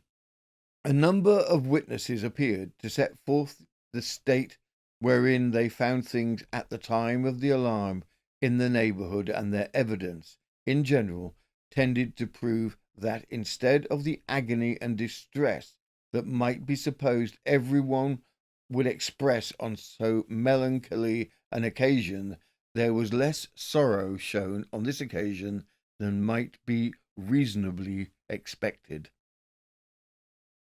When Elizabeth Jeffreys came to the bar, she was indulged the liberty of a chair to sit on, and during the whole time she sat very sullen and seemed so little affected until the jury brought in their verdict, and then she began to weep.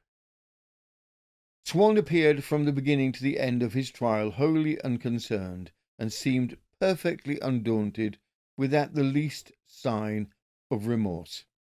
The cause that instigated them to commit the murder is generally imputed to an apprehension that the niece had entertained of her uncle's intention to alter the will, which she well knew was greatly in her favour, on account of some quarrel that had happened between them.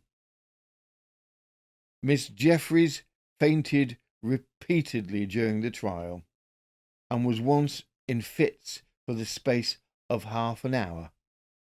The evidence of Matthews was exceedingly clear, and many corroborative circumstances arising, the jury found the culprits guilty, and they received sentence of death. After conviction, Elizabeth Jeffreys made a full confession of her guilt. Elizabeth's confession came in two parts. The first was an admission of her own culpability. The second one seemed to shift her motive away from the financial aspects and more towards a possible revenge against her uncle. The confession of Elizabeth Jeffreys concerning the murder of her uncle Joseph Jeffreys. I, Elizabeth Jeffreys, do freely and voluntarily confess that I first enticed and persuaded John Swan and Thomas Matthews to undertake and perpetrate the murder of my deceased uncle, which they both consented to do at the first opportunity. that on the 3rd day of July 1751, myself and John Swan, Matthews, to my knowledge not being in the house, agreed to kill my said uncle, and accordingly, after the maid was gone to bed, I went into John Swan's room and called him, and we went down together into the kitchen, and, having assisted Swan in putting some pewter and other things into a sack, I said I could do no more. And then I went up to my room, and afterwards Swan came up, as I believe, and went into my uncle's room and shot him, which once done, he came to my door and rapped upon it. Accordingly, I went out in my shift, and John Swan opened the street door and let me out. That done, I alarmed the neighbourhood, and I do solemnly declare that I do not know of any person was concerned in the murder of my deceased uncle but myself and John Swan, for that Matthews did not come to my uncle's house the day before or night in which the murder was committed. Miss Jeffries has further confessed that her uncle took her from her father when she was 5 years old, and that when she was 16, her said uncle debauched her, lived in a continual state of incest with him, having had 2 miscarriages by him, till about a year before his death, when he slighted her in favour of another woman. His repeated neglect of her and his threatening to alter his will, which she knew had been made entirely in her favour, were the motives that had induced her to perpetrate the murder for which she is sentenced to die. Swan for some time expressed great resentment on Miss Jeffries' confession, but when he learned that he was to be hung in chains, he began to relent and seemed at length to behold his crime in its true light of enormity. The execution. On the day of the execution, they left the prison at 4 in the morning, Miss Jeffries being placed in a cart and Swan on a sledge. The unhappy woman had frequent fits during the journey, but before she came to the place of execution, her spirits became more composed. Swan appeared to be a real penitent, and joined with the utmost earnestness in the prayers of the clergyman who attended them. Miss Jeffries told the clergyman that she had been seduced by her uncle while his wife was living, and that he had given her medicines to procure abortions at 2 different times, but for the truth of this we have no evidence but her own declaration. She fainted away just before she was tied up, nor had she recovered when the cart drew away. They were executed near the 6-mile stone on Epping Forest on the 28th of March, 1752, and the body of Miss Jeffries having been delivered to her friends for interment, the gibbet was removed to another part of the forest, where Swan was hung in chains. This murder, so unprovoked in its nature, so dreadful in its example, is sufficient to make one shudder with horror. A niece to murder her uncle, a servant his master, to whom both of them were under obligation, the one for protection, the other for employment, has something in it dreadfully abhorrent to the feelings of humanity. And thus ended the life of Elizabeth Jeffries at the young age of 27. Case 5. The Yorkshire Witch. The murder of Rebecca Perigo in 1808. In the early years of the 19th century, in the town of Leeds, a woman built a reputation that drew people to her door in desperation. She was said to cure illness, to remove curses, to see what others could not. And for those who believed her, she offered hope. Among them was a respectable couple, troubled by a mysterious illness, and persuaded that something unnatural lay behind it. They were told that the only person could help them, a woman with knowledge beyond ordinary means. What followed was not a single act, but a series of instructions, letters, payments, objects to be sent and never questioned, each step more elaborate than the last, each warning more severe, until fear replaced reason and obedience became absolute. By the time the truth began to emerge, money had vanished, a life had been lost, and even then, belief did not immediately give way to doubt. So, how does one woman convince ordinary people to surrender their savings, their judgment, and ultimately their lives? And how does deception continue even in the face of death itself? In this case, we turn to the Newgate calendar and contemporary reports to uncover the extraordinary story of Mary Bateman, known in her own time as the Yorkshire Witch. Setting the historical scene. George III is the monarch of England, although King James I and his terror of witches that he spread across England were long since past with his death in 1625. These learned beliefs are slow to abate in the rural community and countryside. The healthcare system and understanding of illness had not yet received the surge from education and research.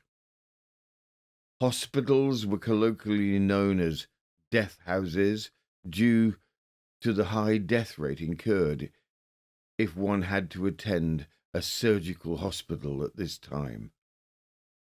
In this setting, especially in the country, cunning women, folk doctors and witches were still looked to as a resource in case of illness. About Mary Bateman nee Harker. Mary Harker was born of reputable parents at Asenby in the North Riding of Yorkshire in the year 1768. Her father, whose name was Harker, carrying on business as a small farmer. Stories are told within the Newgate calendar of Mary as early as at the age of 5 years old, exhibiting sly knavery and committing many the frauds and falsehoods. In 1780, she left her father's house to work as a servant in Thirsk, but was dismissed for having been guilty of some peccadilloes. These are unnamed within the Newgate calendar. Mary moved to York in 1787 and she is 19 years old. Within 12 months, Mary is caught stealing from her mistress and is compelled to escape to Leeds without her belongings or clothes. With help from her mother, Mary obtained an engagement in the shop of a mantua maker. For our listeners, this is a bespoke dressmaker, in whose service she remained for more than 3 years. She then became acquainted with John Bateman, a wheelwright, to whom, after 3 weeks' courtship, she was married in 1792, and Mary was 24. History of fraud. By this time, Mary already had achieved an impressively long list of fraud and theft. Within 2 months of her marriage, she was found guilty of many frauds, and she only escaped prosecution by inducing her husband to move frequently from place to place so as to escape being apprehended. John Bateman enters the supplementary militia, and Mary Bateman is now almost entirely thrown upon her own resources and proceeds to deal in fortune telling, soothsayer, and through the sale of charms, for which she is reasonably successful. Mary makes and sells bespoke potions of all sorts to cure illness and to ward off evil spirits and curses. In 1803, it is believed that Mary, through her role as a witch and cunning woman, sold her patented medicines to two sisters and their mother with whom they lived in Quarry Hill in Leeds.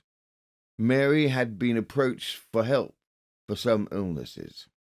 They paid for and received her medicines, and all three died very quickly afterwards. Mary took the opportunity to rob their house and their draper's shop.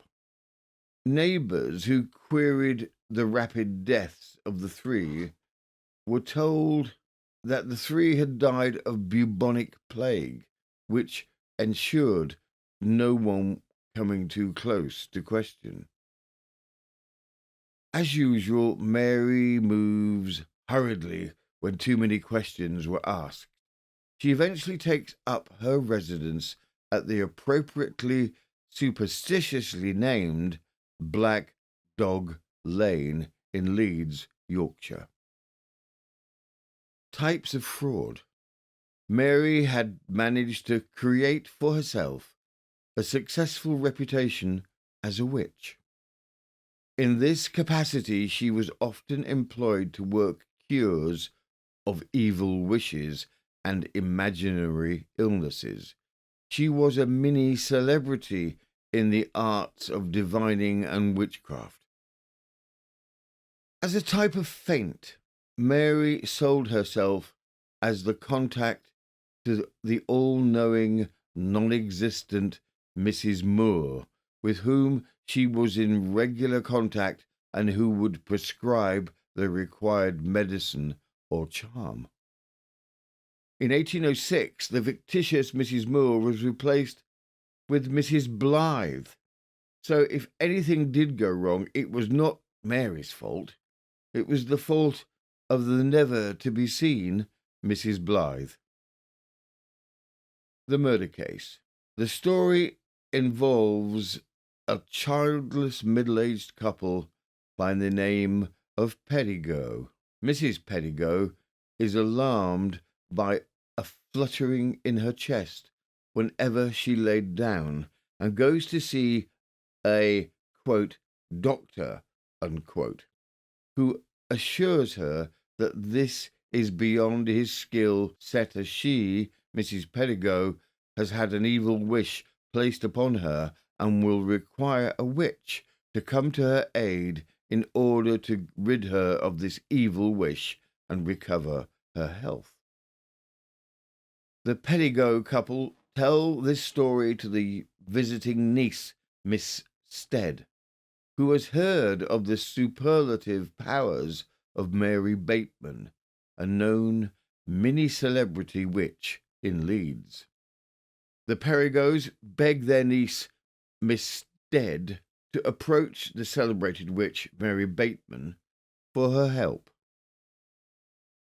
From the Pilot, London, 27th of October, 1808. An artful and villainous plot accompanied by the most unprecedented instances of credulity that ever engaged public attention was yesterday developed before the magistrates at the rotation office in this town. The parties were Mary Bateman, near this town, and William Pettigo and his wife of Bromley. It appeared that in August 1806, an application was made to this woman by Pettigo to cure his wife of some complaint. Mary declined to understand the cure herself, but said that she had a friend at Scarborough, a Mrs. Blythe, who could read the stars and collect from the knowledge requisite to remove all corporeal and mental maladies, and as a preliminary step required that Pedagog's wife should send her flannel petticoat to Mrs. Blythe in order that she, from that article of dress, collect a knowledge of her disorder. The petticoat was sent, and a propitious answer returned, wherein it was required that the medium, Mary Bateman, through which all communication betwixt the astrologer and the patient was to be made, should have 4 guineas presented to her, and she was in return to give Pedigo 4 other guinea notes enclosed in a small bag, into which, if either his curiosity or the still stronger curiosity of his wife should induce them to look, the charm would be broken, and sudden death would be the consequence. So, in this first directive to the pedagogues, Mary Bateman receives a flannel petticoat, supposedly to read the malady, which she keeps, and 4 guineas, equal to roughly £4 in 1806, and worth roughly £300 in today's money. Each magical guinea note from the mysterious Mrs. Blythe in Scarborough is already sewn into an individual bag. These sewn bags are to be sewn into the 4 corners of the bed in which they slept. The magical guinea sewn pouches are to be replaced with 4 guinea notes in payment by Mr. Pedigo to Mary Bateman. If any of the pouches are opened, instant death will follow.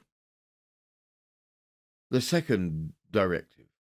2 weeks later, another letter comes from the mystical Mrs. Blythe. In this directive, 2 pieces of iron in the form of horseshoes must be nailed up above their door and hammered in by special magical pincers, costing 1 guinea, that would be delivered from Scarborough. The third directive. From the Newgate calendar, this letter was sent to Mr. Pedigo in October.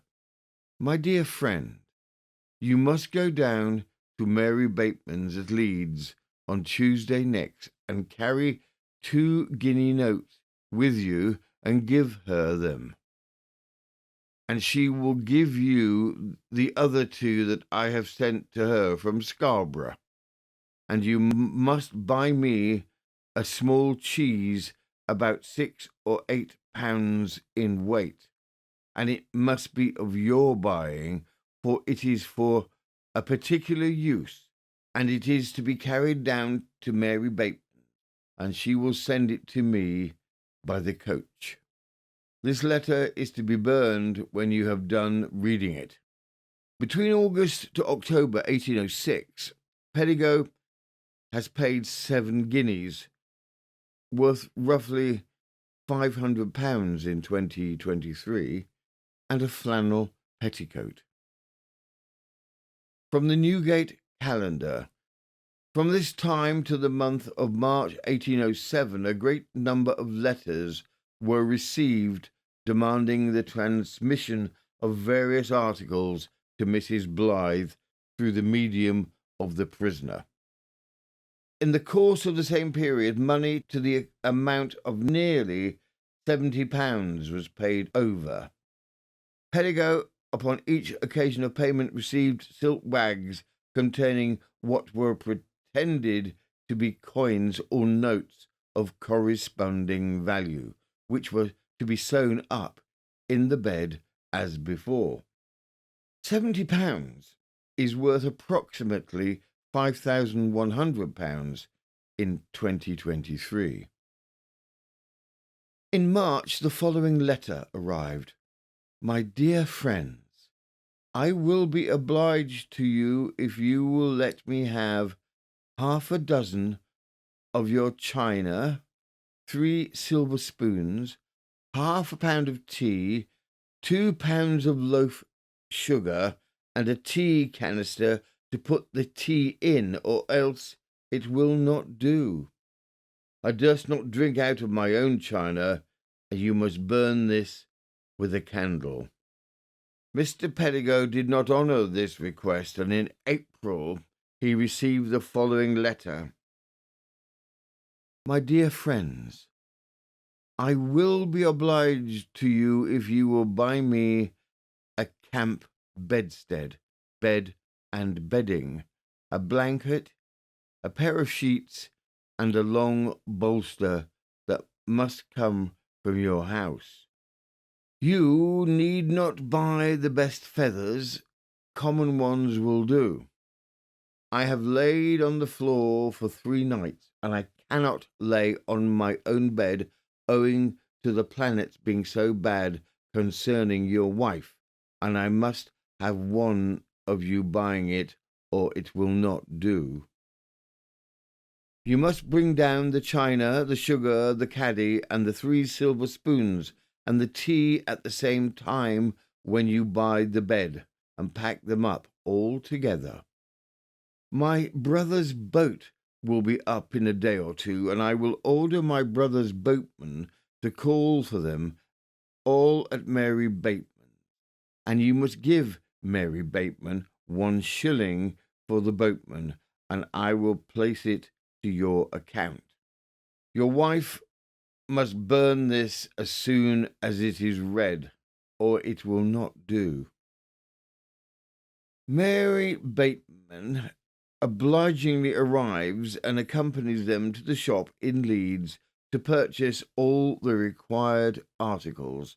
The eventual cost for the purchase is £16, worth approximately £1,160 today. We can only imagine the dissatisfaction emanating from Mr. Pedagog in the earshot of Mary Bateman.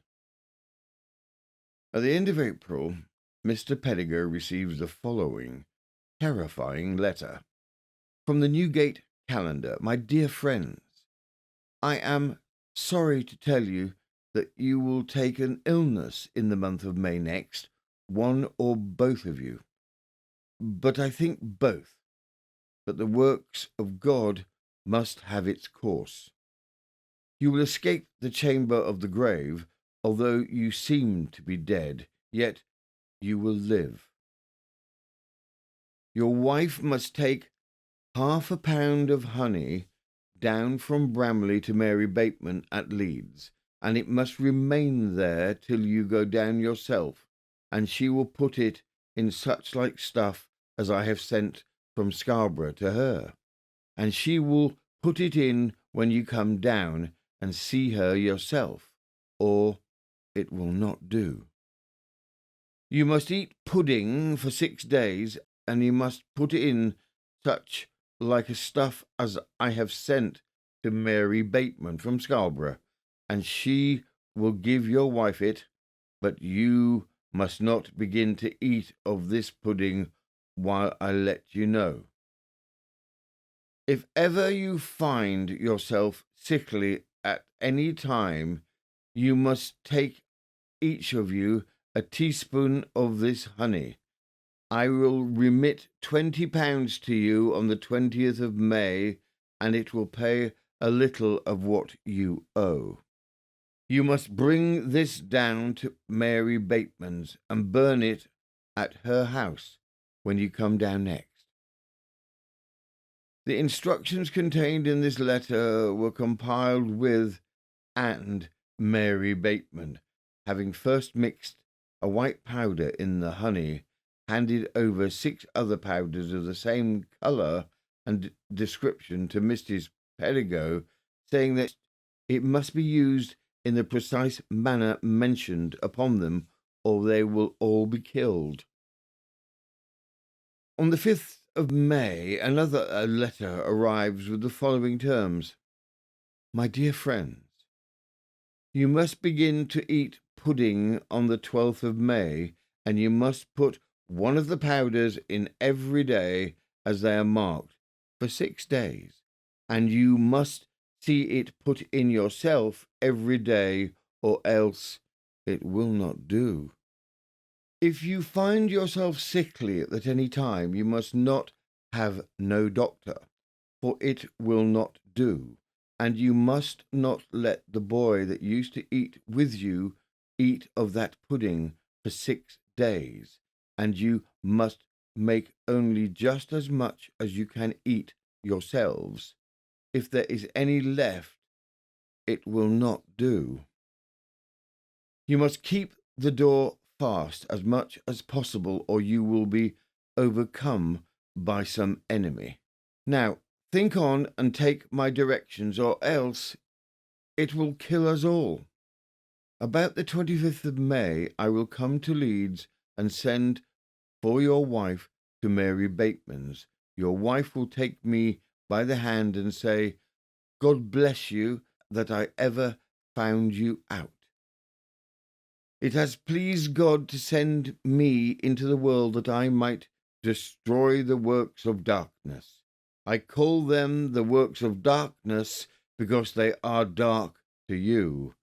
Now mind what I say, whatever you do. This letter must be burned in straw on the hearth by your wife. The terrified Perigos followed the instructions to the letter. They began to eat the pudding on the day required, putting the packets of powder in them. There was no problems on the first 5 days, but on the 6th day, both Mrs. and Mr. Perigo found the pudding with the required powder of the day so nauseous that Mr. Perigo could only swallow 1 or 2 mouthfuls. Mrs. Perigo managed 3 to 4 mouthfuls. Both were seized with violent vomiting. Mrs. Perigo found recourse in the magical honey she had received and swallowed that to help with the violent retching. From the Newgate calendar, their sickness continued during the whole day, but although Mrs. Perigo suffered the most intense torments, she positively refused to hear of a doctor being sent for, lest, as she said, the charm should be broken by Mrs. Blythe's directions being opposed. The recovery of the husband from the illness by which he was afflicted slowly progressed, but the wife, who persisted in eating the honey, continued daily to lose strength. She at length expired on the 24th of May, 1807, her last words being a request to her husband not to be rash with Mary Bateman, but to await the coming of the appointed time. Mr. Chorley, a surgeon, was subsequently called in to see her body, but although he expressed his firm belief that the death of the deceased was caused by her having taken poison, and although that impression was confirmed by the circumstance of a cat dying immediately after it had eaten some of the pudding, no further steps were taken to ascertain the real cause of death, and Perigo even subsequently continued in communication with Mary Bateman. Upon Mr. Perigo informing Mary Bateman of the death of his wife, Mary at once declared that it was attributable to Mrs. Perigo having eaten all the honey at once. Then, in the beginning of June, he received the following letter from Mrs. Blythe. My dear friend, I am sorry to tell you that your wife should touch of those things which I ordered her not, and for that reason it has caused her death. It had likened to have killed me at Scarborough and Mary Bateman at Leeds, and you and all. For this reason she will rise from the grave, she will stroke your face with her right hand, and you will lose the use of one side. But I will pray for you. I would not have you to go to no doctor, for it will not do. I would have you to eat and drink what you like, and you will be better. Now, my dear friend, take my directions. Do, and it will be better for you. Pray God bless you. Amen. Amen. You must burn this letter immediately after it's read. Letters continued to be received by Mr. Pedego from the cunning Mrs. Blythe, with the new demands for clothing, coals, and other items. Eventually, in October 1808, 2 years having elapsed from the original charm, Mr. Pedego thought that the time had finally arrived when, if any good effects would have been produced, they should have arrived. He went to many of the little sewn bags that had been sewn into the bed. The bags were where they had been sewn in, but inside the little silk bags, instead of the guinea notes he expected to find, he found rotten cabbage leaves. From the Newgate calendar, the darkness by which the truth had been so long obscured now passed away, and having communicated with the prisoner by a stratagem, meeting her under pretence of receiving from her a bottle of medicine which was to cure him from the effects of the puddings which still remained, he caused her to be apprehended. Upon her house being searched, nearly all the property sent to the supposed Mrs. Blythe was found in her possession, and a bottle containing a liquid mixed with 2 powders, one of which proved to be oatmeal and the other arsenic, was taken from her pocket when she was taken into custody. The rest of the evidence against the prisoner went to show that there was no such person as Mrs. Blythe living in Scarborough, and that all the letters which had been received by Pedego were in Mary Bateman's own handwriting, and had been sent by her to Scarborough to be transmitted back again. An attempt was also proved to have been made by her to purchase some arsenic at the shop of a Mr. Clough in Kirkgate in the month of April 1807. But the most important testimony was that of Mr. Chorley, the surgeon, who distinctly proved that he had analysed what remains of the pudding and of the contents of the honey pot, and that he had found them both to contain a deadly poison called corrosive sublimate of mercury, and that the symptoms exhibited by the deceased and her husband were such as would have arisen from the administration of that drug.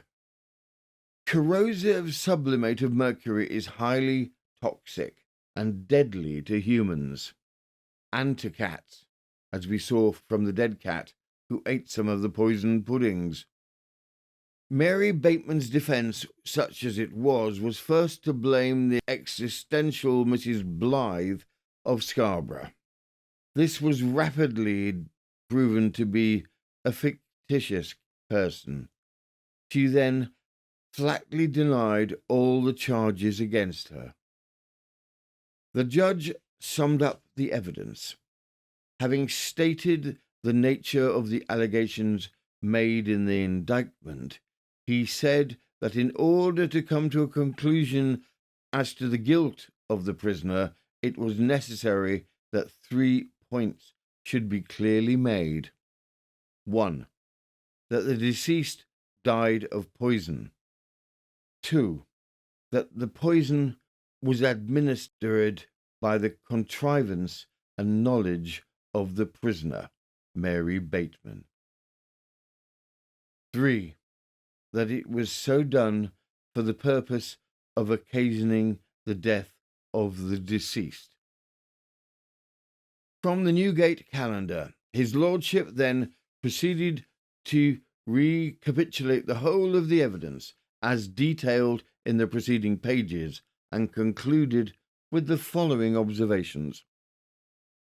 It is impossible not to be struck with wonder at the extraordinary credulity of Mr. Penge, which neither the loss of his property, the death of his wife, nor his own severe sufferings could dispel.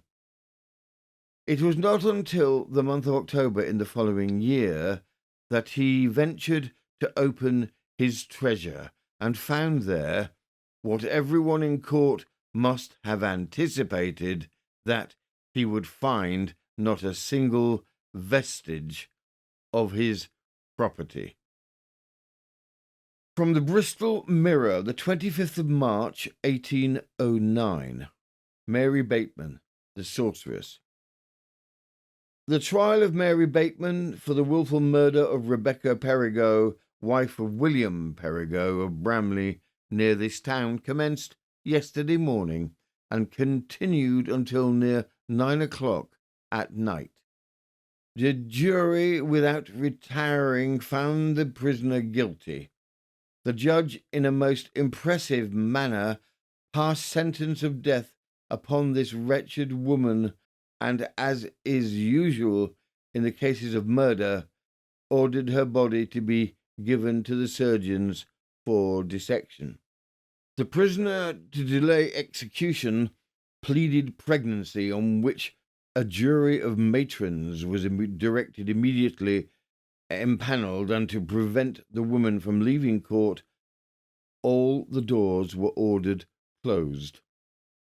A jury being formed and charged in the usual manner, retired for the purpose of discharging their duty, and found that she was not with quick child, and the execution will, of course, take place on Monday.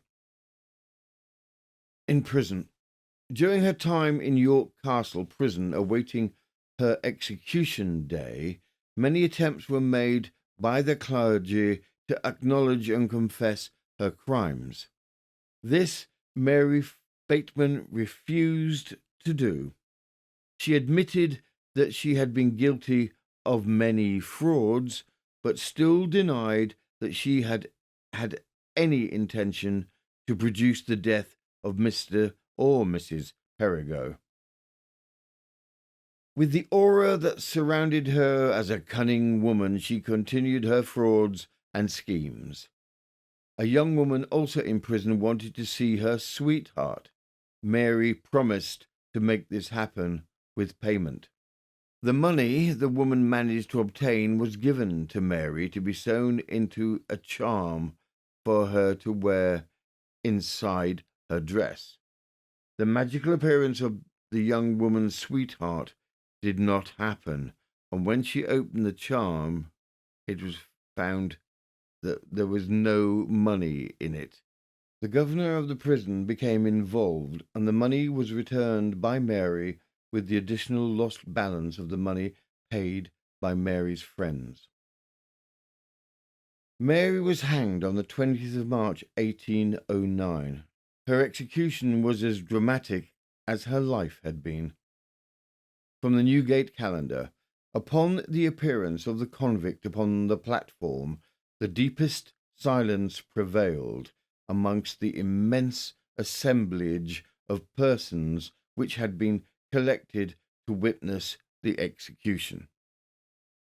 As final duty, the Reverend Mr. Brown, immediately before the drop fell, again exhorted the unhappy woman to confession, but her only reply was a repetition of the declaration of her innocence, and the next moment terminating her existence. Her body, having remained suspended during the usual time, was cut down and sent to the General Infirmary at Leeds to be anatomized.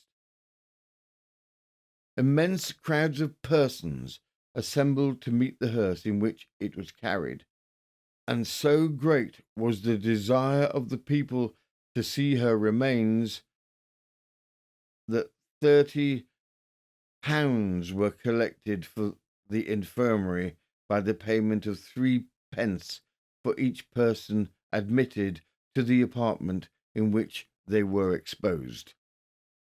Mary Bateman's reputation continued to the last.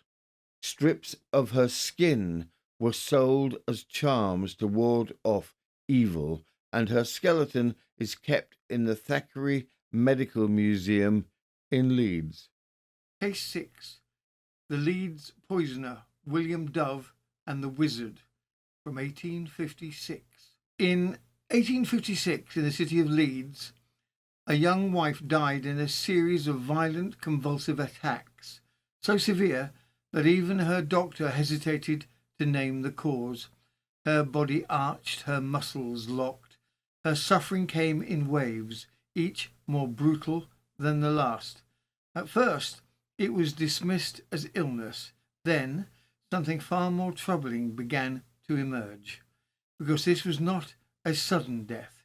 It was a death that unfolded dose by dose over several days. And at the centre of it all was her husband, a man who had recently obtained a deadly poison, a man who had spoken openly of wishing to be rid of his wife, and a man who claimed quite calmly that he had been guided in all of it by a wizard, a so-called wise man who promised him a better life, a better wife, and a future that could only be achieved if his present one disappeared.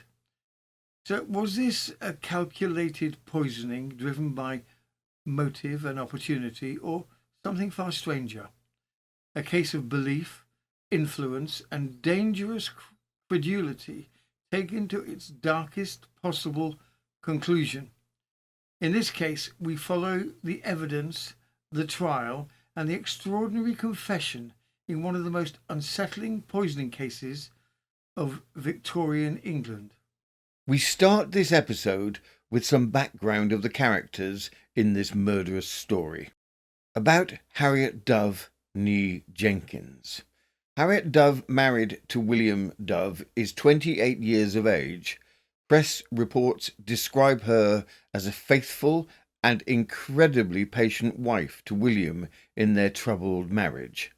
The papers did not describe her as attractive, and indeed these are comments from William describing her as unattractive, and his wish to do away with her and start again. The couple have no children and employ one servant. About William Dove. William Dove was born in July 1827 to a middle-class family, allowing William the benefits of a good education. It was said in the papers that the parents were indulgent with William and that he was favoured in the family. After completing formal education, his parents decided to set him up as a farmer. William was allowed to do his grand tour of the States, and upon his return he was apprenticed to 2 different farmers before finally being set up in his own farm as a tenant. It was during his second farmer apprenticeship when he came into contact with Harriet Jenkins, also from a respectable middle-class family. The two wed and set up home on the farm which he leased. There is no evidence regarding their relationship for the first 2 years together, but we do have testimony from their servant girl, Elizabeth Fisher, testifying to the difficulties within the marriage once she was employed with them. From the Leeds Times, the 15th of March, 1856, the Doves removed to Cardigan Place from a farm at Woodhouse near Normanton in November last. They only kept one servant, a girl named Elizabeth Fisher. For some years it would appear that Mr. Dove had been a man of irregular habits. He was frequently intoxicated, and whilst in that deplorable state had been in the habit of grossly abusing his wife. He, however, promised that if his wife would come and reside with him in Leeds, he would reform his habits. There was grounds for a few weeks for supposing that he intended to keep his promise, but when a month had expired, he became as dissipated in his conduct as before. His wife having expostulated with him on the subject, he appears to have retaliated, not merely in a coarse manner, but in a highly vindictive manner. We do not trust ourselves in this place to repeat the startling evidence which was given in reference to the domestic differences of the pair. It will be found at length in the deposition of Elizabeth Fisher, and it would be unfair to the prisoner to comment upon it until its truth had been carefully illuminated. That there were frequent quarrels between Mr. and Mrs. Dove, that in the course of these quarrels strong language was used and revengeful threats uttered by the prisoner against his wife, we fear will be found to be too true. Setting the scene. Before we look at the crime in question, we must take a look at the shadowy figure of Henry Harrison. According to William Dove, Henry Harrison is the clear antagonist in this story. We know that Henry Harrison was born into a family of dyers residing in Boar Lane in Leeds. Harrison, a rather dissolute young man, lost his job and drifted into theft. He moved into a lodging house owned by Elizabeth Brown, with whom he started an affair. Through Elizabeth's son George's grocer's shop, Harrison used the opportunity to begin trade as a wizard, selling herbs, charms, and magic spells. Eventually, in 1850, he was marketing himself as an astrological doctor and dentist, and offering charms, incantations, and spells. Certainly his services, such as they were used repeatedly by William Dove. From the Leeds Times, the 16th of August, 1856, Dove, Wizards, Capital Punishment. There have been dying speeches and confessions more replete than Dove's with melodramatic horror, but a stranger story than his never passed human lips. He does not, as did Burke, disclose a wholesale traffic in blood, but he lays bare a condition of ignorance and degraded credulity, uttering abhorrent to the boasted enlightenment of the age. The belief in wise men or wizards is not extinct, nor are the dupes of that creed to be found only amongst the boors and drabs who are either entirely uneducated or just sufficiently literate to spell through the complete dreamer. Not only does the farmer's labourer think he can cheat his landlord's bailiff by the imposition of the wise man's spell, but the farmer himself, a student of scientific farming and professing member of the Methodist Connection, is, if we may believe his dying statement, led on to cruelty and murder by the influence of the enchanter of the South Market. According to his own account, which be true or false, but which is equally astonishing as a display of degraded credulity in the one case, or of daring mendacity in the other, Dove's connection with Harrison dates back to September 1854. He was then keeping a farm at Normanton, and deploring the loss of a dog stolen from him, he consults John Hardcastle, a farm labourer, who tells him of Harrison, a wise man that can discover thieves, backing his recommendation by relating an instance of his powers. When bailiffs were coming to take Hardcastle's goods, Harrison caused the horse they were driving to take fright, and their chaise to be overturned. Another time, when some guns had been stolen, Harrison compelled the thief to pass by a certain place and shoot a rabbit, and he was taken. These tales producing a profound impression, Dove applies to the magician to put a spell upon his landlord's agent to induce him to renew the lease. Harrison comes to the farm to bewitch it. 5 pieces of bad halfpence adorned with cabalistic scratches are solemnly buried in different spots about the house and farm. Harrison then leans his head on his arm and his arm on a gatepost and prays aloud to the 7 wise men, of whom himself is one, invoking their power to save Dove from harm. The incantation completed, the wise man gives Dove a piece of paper covered with hieroglyphics, which he is to take along with him when he visits the agent. Dove goes with the talisman in his pocket, but King, the steward, is obdurate. The failure, however, is easily accounted for.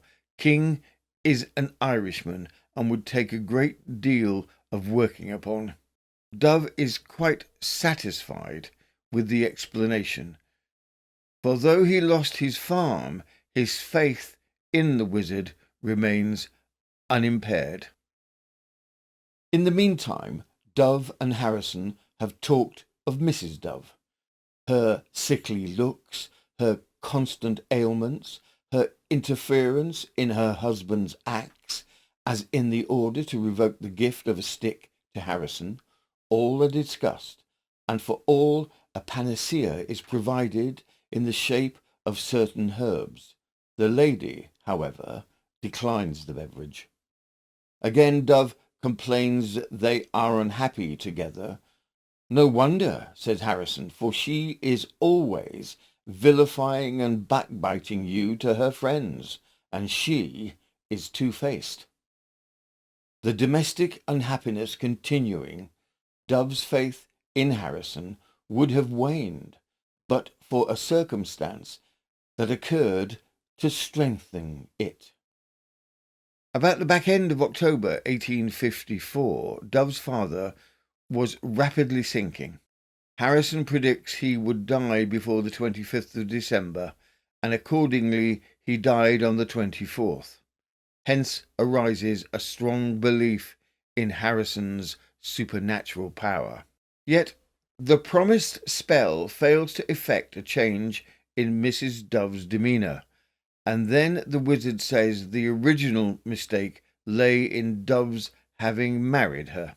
A bright sketch is drawn of Dove's future happiness with a second wife, in whom are combined the attractions of auburn hair and fortune.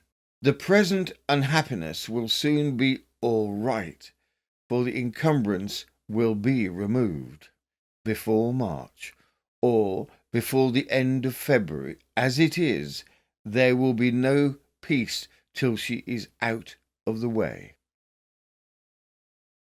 It is then insinuated that there are drugs which cannot be found in the body after death, belladonna particularly in a crystallized state, defying detection.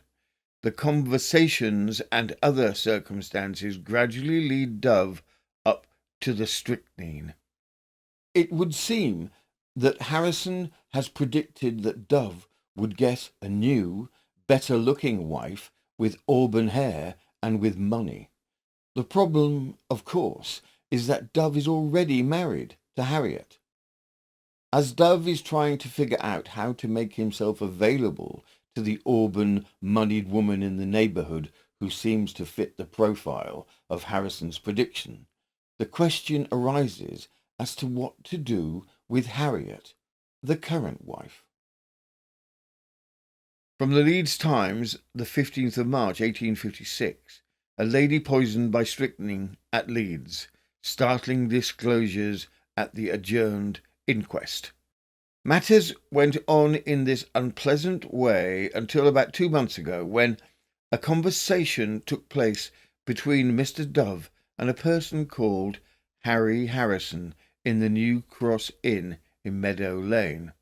In the course of the conversation, the case of William Palmer was discussed, and the properties of strychnine were also the subject of consideration. During this meeting, Mr. Dove asked Mr. Harrison if he could either make or get for him a bottle of strychnine. To this startling query, Mr. Harrison said he would not supply strychnine for the world. Mr. Dove then rejoined that it did not matter, that he could obtain the substance from some other source, and here the conversation for the time ended. A short time afterwards, Mr. Dove does procure 10 grains of strychnine from a young man named Elliston, assistant to Mr. Morley the surgeon, to whom he said that he required the poison in order to kill some cats. The prisoner obtained about 5 grains of strychnine on a second occasion from the same party and for the same alleged purpose. A remarkable conversation on the effects of strychnine in the human body and the probabilities or possibilities of its detection took place at one of these interviews and will be found in the evidence of Mr. Elliston. A cat was after poisoned by the prisoner on the 25th of February. Mrs. Dove, who had previously been suffering from a nervous affliction, was on Sunday engaged by a killer spasmodic attack, which for the moment baffled the judgment of her doctor, Mr. Morley. There were considerable contractions of the muscles during the attack, and other particular symptoms marked in its continuance. The thought of strychnine crossed Mr. Morley's mind, but he dismissed it as too horrible. Mr. Morley prescribed antispasmodics and was surprised to find that the symptoms did not give way under such treatment. A second attack, similar to the first in appearance, but increased in intensity, occurring on Wednesday the 27th, and a third attack on Thursday the 28th of February. Again, Mr. Morley's judgment suggested that strychnine alone was responsible for each particular symptom, but he could not calmly and reasonably consider the thought and dismissed it from his mind. Mrs. Dove continued to be subject to these attacks until Saturday the 1st of March, when she expired in great agony. The prisoner had been in the habit, according to the evidence, of administering the medicine to his wife, and on one occasion, when this process had been noticed by the witness, he was observed to mix something with the dose which had the effect of causing the portion to effervescence. He has also repeatedly expressed a belief that his wife would not recover. He has intimated to her that her position was totally dangerous, and when a medical consultation was proposed, he objected to the step on the score of expense. Dove is also averse with parties who were about him when asked about the necessity of holding a post-mortem examination. He has stated that his wife had a strong objection to being dissected and owned that he also was averse to such an operation. The science. Our regular subscribers will remember the famous case of William Palmer that we covered in one of our earliest serial killer Saturdays. The case took on great significance with Dove, as during the Palmer case it was believed that strychnine could not be detected in the body after 5 days, based on the testimony from a medical expert at the time. However, the doctors in Leeds were not to be baffled. They took the remains within Harriet's stomach and fed it to various small mammals, all of whom died, and replicated the same rigidity and spasms that had been witnessed and testified of. The evidence was considered conclusive. Harriet had been killed by strychnine. The inquest confirmed that Harriet had indeed been poisoned, and Dove was the primary suspect. Dove would go to trial at the next York Assizes. As investigations proceed into Dove's antecedents, strange stories begin to emerge. From the Leeds Times, the 15th of March, 1856. The prisoner is 28 years of age, but looks several years older. He now appears to be sensible of the awful position in which he is placed, and during the proceedings on Wednesday at the inquest, he was visibly affected during the delivery of the evidence. As is usual in such cases, the public testified a highly morbid curiosity to see the accused, and the courthouse has been thronged during the inquiry by an excited audience, of whom a considerable proportion were ladies. Since his apprehension, his demeanour has been markedly correct and appropriate to his serious position, and this is a man whose recent life has been marked by irregularity. There's a great deal of floating gossip in the town relative to the prisoners and his antecedents, much of which is, no doubt, exaggerated and only founded upon a very slight substratum of truth. Among these is a statement that the prisoner was guilty of startling eccentricities when a schoolboy, that he once took a pistol to school to shoot a tutor who had offended him, and that he used to tell his fellow pupils that he had sold himself to the devil and was guaranteed an existence under certain prescribed conditions. When he was the occupant of a farm at Bramham, Dove on one occasion is said to have cut off all his cows' tails, and at another time he smeared over their bodies with phosphoric matter so that they might assume a lurid and unearthly appearance at night. As he awaits trial within prison, Dove, in a moment of despair in his cell, writes a letter to the devil in his own blood. Dear devil, if you will get me clear at the assizes and let me have the enjoyment of life, health, wealth, tobacco, beer, more food, and better my wishes granted, and live till I was 60, come to me and tell me. I remain your faithful subject, William Dove. The trial. The evidence was all fairly damning. That Harriet had been poisoned was considered a fact that could be proven scientifically. That Dove had purchased strychnine twice in the lead-up to Harriet's death was also proven.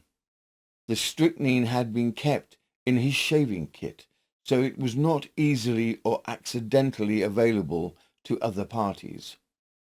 Dove had been seen to feed food and drink to Harriet with an almost immediate reaction on her part. The symptoms of extreme rigidity, spasm, and twitching were all standard expected reactions to strychnine poisoning. Strychnine as a poison was still clearly in the public mind with the infamous Dr. Palmer case of the year before. It was not now the unknown drug it had been a year ago. Dove's defence attempted first to persuade that Harriet had killed herself due to her own mental instability. This defence was quickly disproven.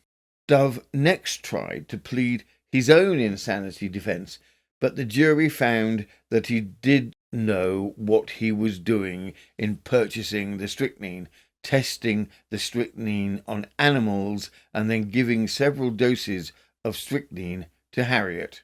Dove was found guilty. The confession.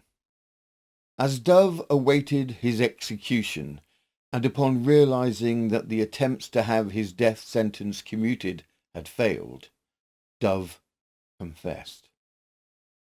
From the North Wales Chronicle and Advertiser, the 16th of August 1856, Confession of the Prisoner. William Dove has made a long and most extraordinary confession to his solicitor, Mr. J. M. Barrett, which that gentleman reduced to writing, but objected to furnish it to the reporters until after the execution. This confession is as follows. I wish to repeat that the statement which I have previously made to you respecting Harrison is strictly true. Harrison has, during the time that I was at the farm at Bramham, and also when I lived at Normanton and afterwards at Leeds, frequently told me that I should never be happy until my wife was dead. This was when I was pressing Harrison to put a spell upon her so that I might live happily with her. About the end of last year or the beginning of this, I was in Harrison's warehouse, opposite his house, and he then told me that belladonna could not be found in the human body after death, particularly if it was in crystallized state, and he then offered to make me some, but I did not request him to do so. At this interview he stated very positively that I should never be happy until she was out of the way. I had no desire at this time to get rid of my wife. My belief was that Harrison was possessed of some supernatural power, and that he could, through some influence, compel her to live happily with me. He kept continually telling me that I should never be happy until she was out of the way.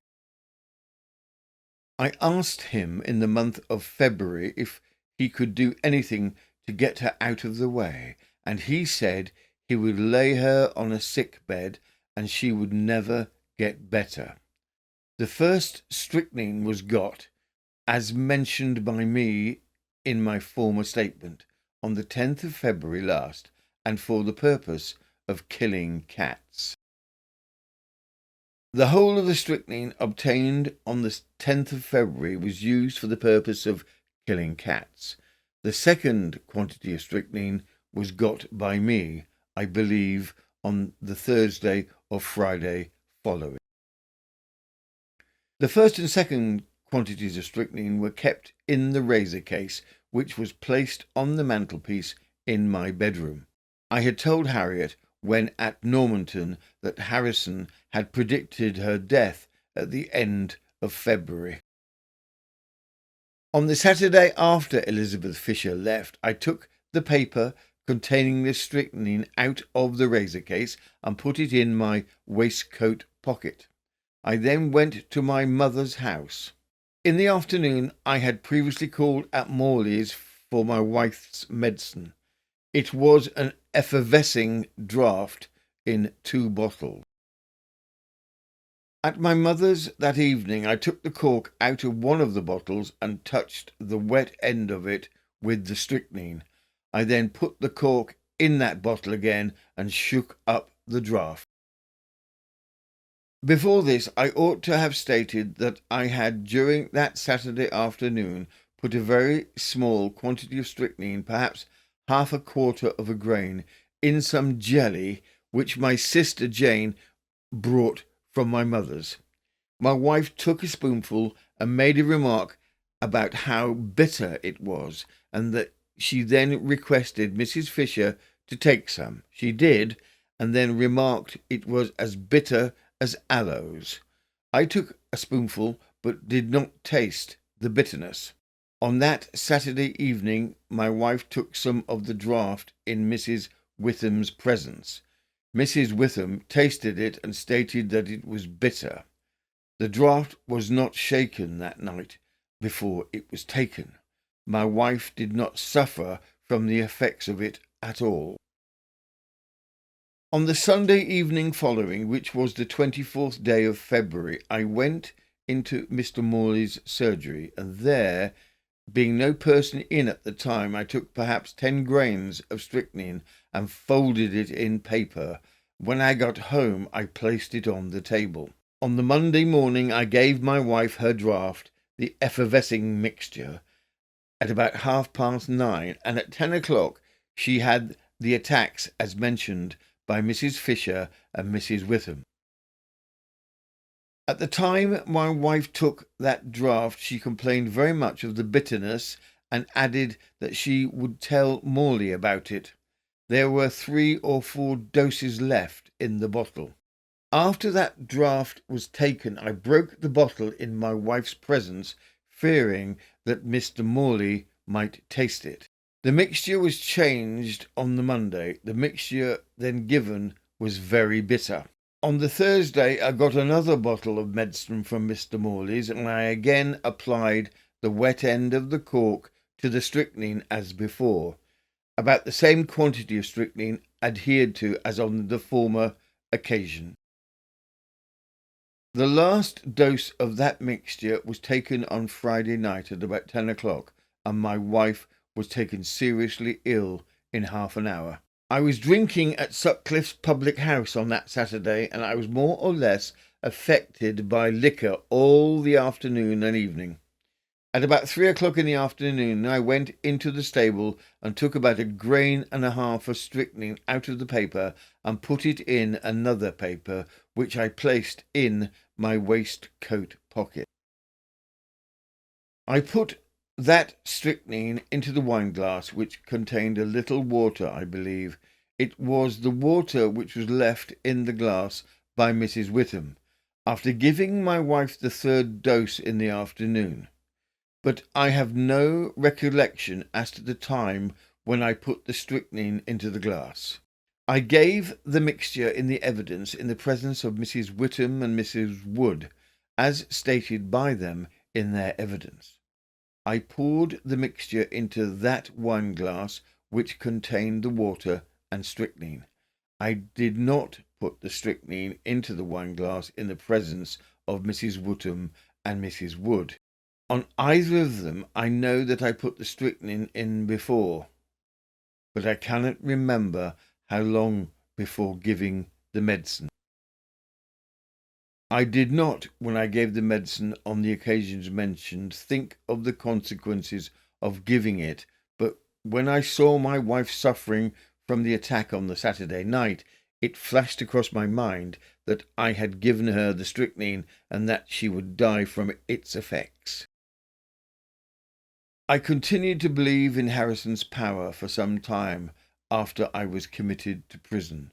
I believed that he had the power to save me until June or July. I have only to add that the verdict of the jury was just and correct, and that I freely forgive every person who has been concerned against me, as I hope to be forgiven. William Dove. Condemned cell, York Castle, August the 7th, 1856. Signed in my presence, J. M. Barrett, 5:30 p.m. Dove was executed at York Castle before an estimated crowd between 10 and 15,000 people on August the 8th, 1856. And as for Harrison, the named instigator of this plot, no action could be taken against him at the trial. However, he was kept in the sight of the police. Approximately 18 months later, Harrison was convicted for 4 years for bigamy. Case 7. The alehouse murder, Matthew Clark, from 1721. In 1721, a young man sat drinking in a quiet alehouse, talking easily with the barmaid he already knew. There was no quarrel, no sign of anger, nothing to suggest what was about to happen. He stood, moved towards her, and kissed her, and as he did, he drew a knife and cut her throat. Even then, it was not enough. When the wound failed to kill her quickly, he returned and finished it. This was no crime of passion, no sudden rage. It was a decision made in cold blood, after hesitation, after opportunity, and carried out at the closest possible distance. So what turns a man from companion to killer in the space of a single embrace? Background. Matthew has found a young woman who he has decided to marry. They go to London to choose the ring, where he apparently abandons her, stating that he must return to the country to collect an inheritance which will give him the funds to allow him to marry her. Upon returning to the original village, whilst leaving his fiancée in London, Matthew is offered a job. It is hay season, and although Matthew accepts the job, he does so with a view to robbing his master's alehouse. As everyone is away, he goes into the alehouse and flirts with the barmaid there, who he has known previously. It is here that he considers the idea that he will have to kill the barmaid in order to rob the house. The manner of the murder that unfolds is both heartbreaking and gruesome. From the Ipswich Journal, the 29th of July, 1721, Matthew Clark. Matthew Clark was condemned for the murder of Sarah Goldington on the 27th of May last at a place called Willesden Green. He was about 24 years of age, born at St Albans, near to which place he was bred up, and served a gentleman in whose family he might have learned a much better disposition and temper of mind. What money he got by ill means he admitted never did bring him any service, but as he was liked well enough, he said by most of the young women, he consumed much money in trifling ways upon them. And being acquainted with her, he was afterwards about to wed. While he lived at Watford, he used to go frequently to that town and would be merry, till by his persuasions he had induced the young woman to consent to marriage, and bringing her to London, they went to a goldsmith's to purchase a ring. But he, not having enough money to pay for it, he left her and pretended he had a legacy in the country bequeathed to him of £15, worth approximately £30,000 in 2024, which he would receive and which would at once defray all expenses. Leaving London, he went towards Neasden and Willesden Green, where he had sometime lived. He said he lay about 2 or 3 days, intending to rob until he was acquired of £15. But though he often made a resolution to attack the next persons that passed, his heart failed, and he dared not to attempt it. It was here he met the master of the alehouse where he did the murder, who was asking him how he came to loiter there in haytime, offered him work, and hired him for a servant. But he, Upon this, considering that it was haytime and all the folks were away from home, and in particular the master of the said alehouse, went thither and called for liquor, sat an hour renewing the former friendship that had been between him and the maid, and talking over the many sentiments and frolics, having before pretended a love and kindness for her. After this, he said, was when he was now assured that no one was in the house but they two alone. The devil put it into his mind that he could not possibly rob the house unless the said servant maid was dispatched. Upon which he added that he privately got a knife under his coat, and getting up to kiss her, designed to cut her throat. But his heart misgiving him, he sat down again. A while after he went and kissed her again, and then he said, for which God pardon his soul, he snatched the knife from his coat and cut her windpipe and went away. But the knife being very dull, she made a noise in the throat, as if she called out, so he went back and most barbarously cut her neck round to the bone, and then robbed the house of a little silver, but was too surprised and shocked to carry off much. On the scaffold upon his execution, he desired that people might be told that he had had no ill will to the young woman he had killed, but he had had some love for her. He said he had intended to, having left the young woman he was to marry, he hoped all would take warning by him and would pray for his departed soul. Matthew was executed at Tyburn on the 28th of July, 1721, and then hung in chains near the spot where he committed the murder. The Newgate Calendar, in its summary of the case, stated, "There is something dreadfully enormous in the crime for which this man suffered. When under sentence of death, he was one of the most miserable wretches that ever endured a situation so calamitous. Nor is this to be wondered at, for the murder he committed was one of the most unprovoked imaginable. It is probable, from the affection the poor girl had for him, that she would have lent him a greater sum than he obtained by cutting her throat." Case 8. The Calverley case, pressed to death in silence. True crime from 1605. In 1605, in a quiet Yorkshire household, a father turned on his own family in a drunken rage. He took a knife and he attacked his wife and his children. His wife survived, saved, it was said, by the rigid whalebone of her corset. His sons did not.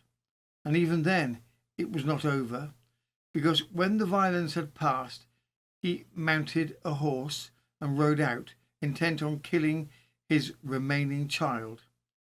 He was stopped, arrested, and brought to trial. But when asked to plead, he said nothing. No defence, no confession, no word at all. And so the court ordered a punishment almost imaginable today. He would be laid upon the ground and slowly crushed under increasing weight until he either spoke or died. He chose not to speak. So why would a man guilty of such a crime choose a death like that? In this final case, we examine the murder, the silence, and the brutal logic behind one of the most extraordinary punishments in English legal history. In 1605, James I was king and had ruled for some 2 years. Walter Calverley was the son of Sir William Calverley and Lady Catherine Thornsholme. Walter's father died when he was young. His guardian became Sir William Brooke. Walter stood to inherit considerable wealth as the oldest child. As a young man, Walter fell in love with a local maiden with whom he proposed marriage. He soon discovered that a much more suitable marriage had been arranged for him by his guardian, Sir William Brooke.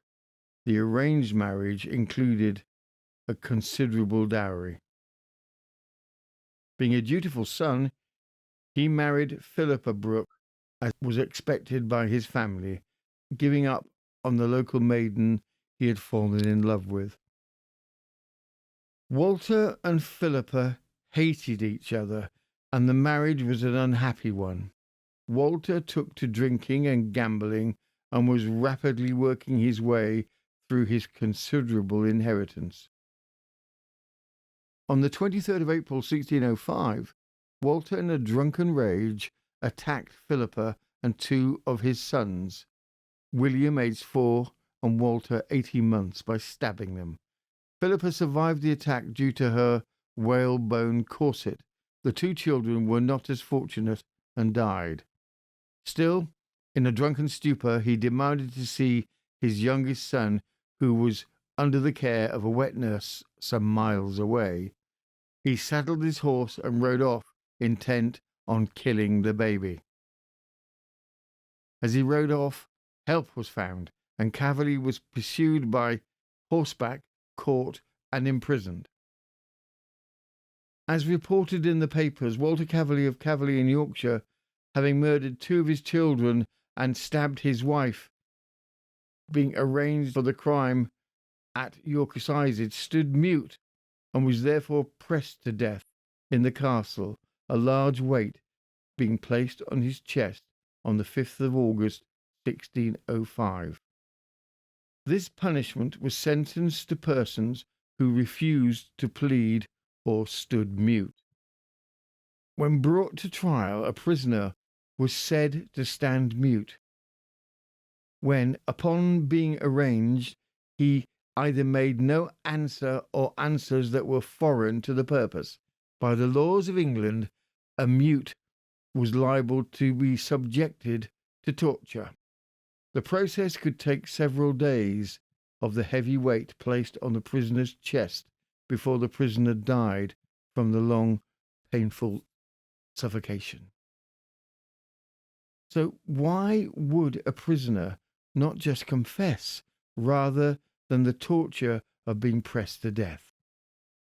If a prisoner pleaded and was executed, their property and titles would be forfeited, and their heirs would receive nothing.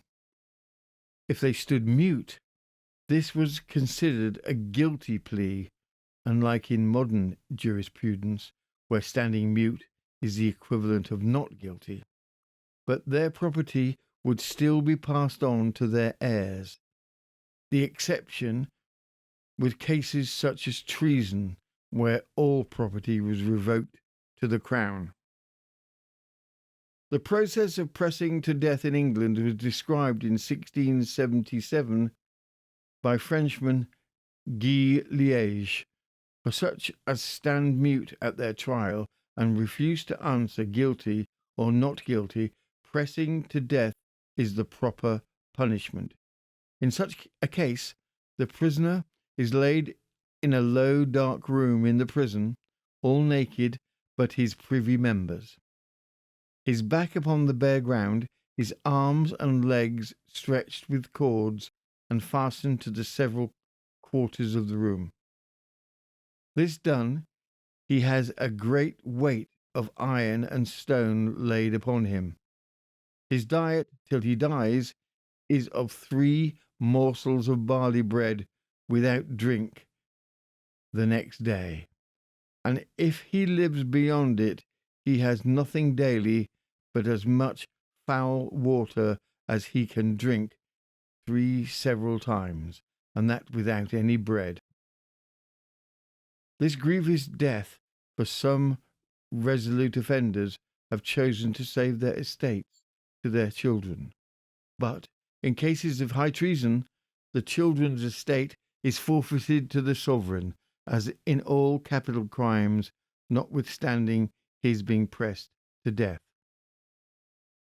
The actual weight used has been recorded as up to 400 pounds, or 180 kilos, placed on the prone body. Death usually took place within 3 days. It would seem that the candle is beginning to splutter rather ominously. And I can't help but notice that the faint light coming through that very small and deeply suspicious window suggests that morning may, in fact, be attempting to arrive.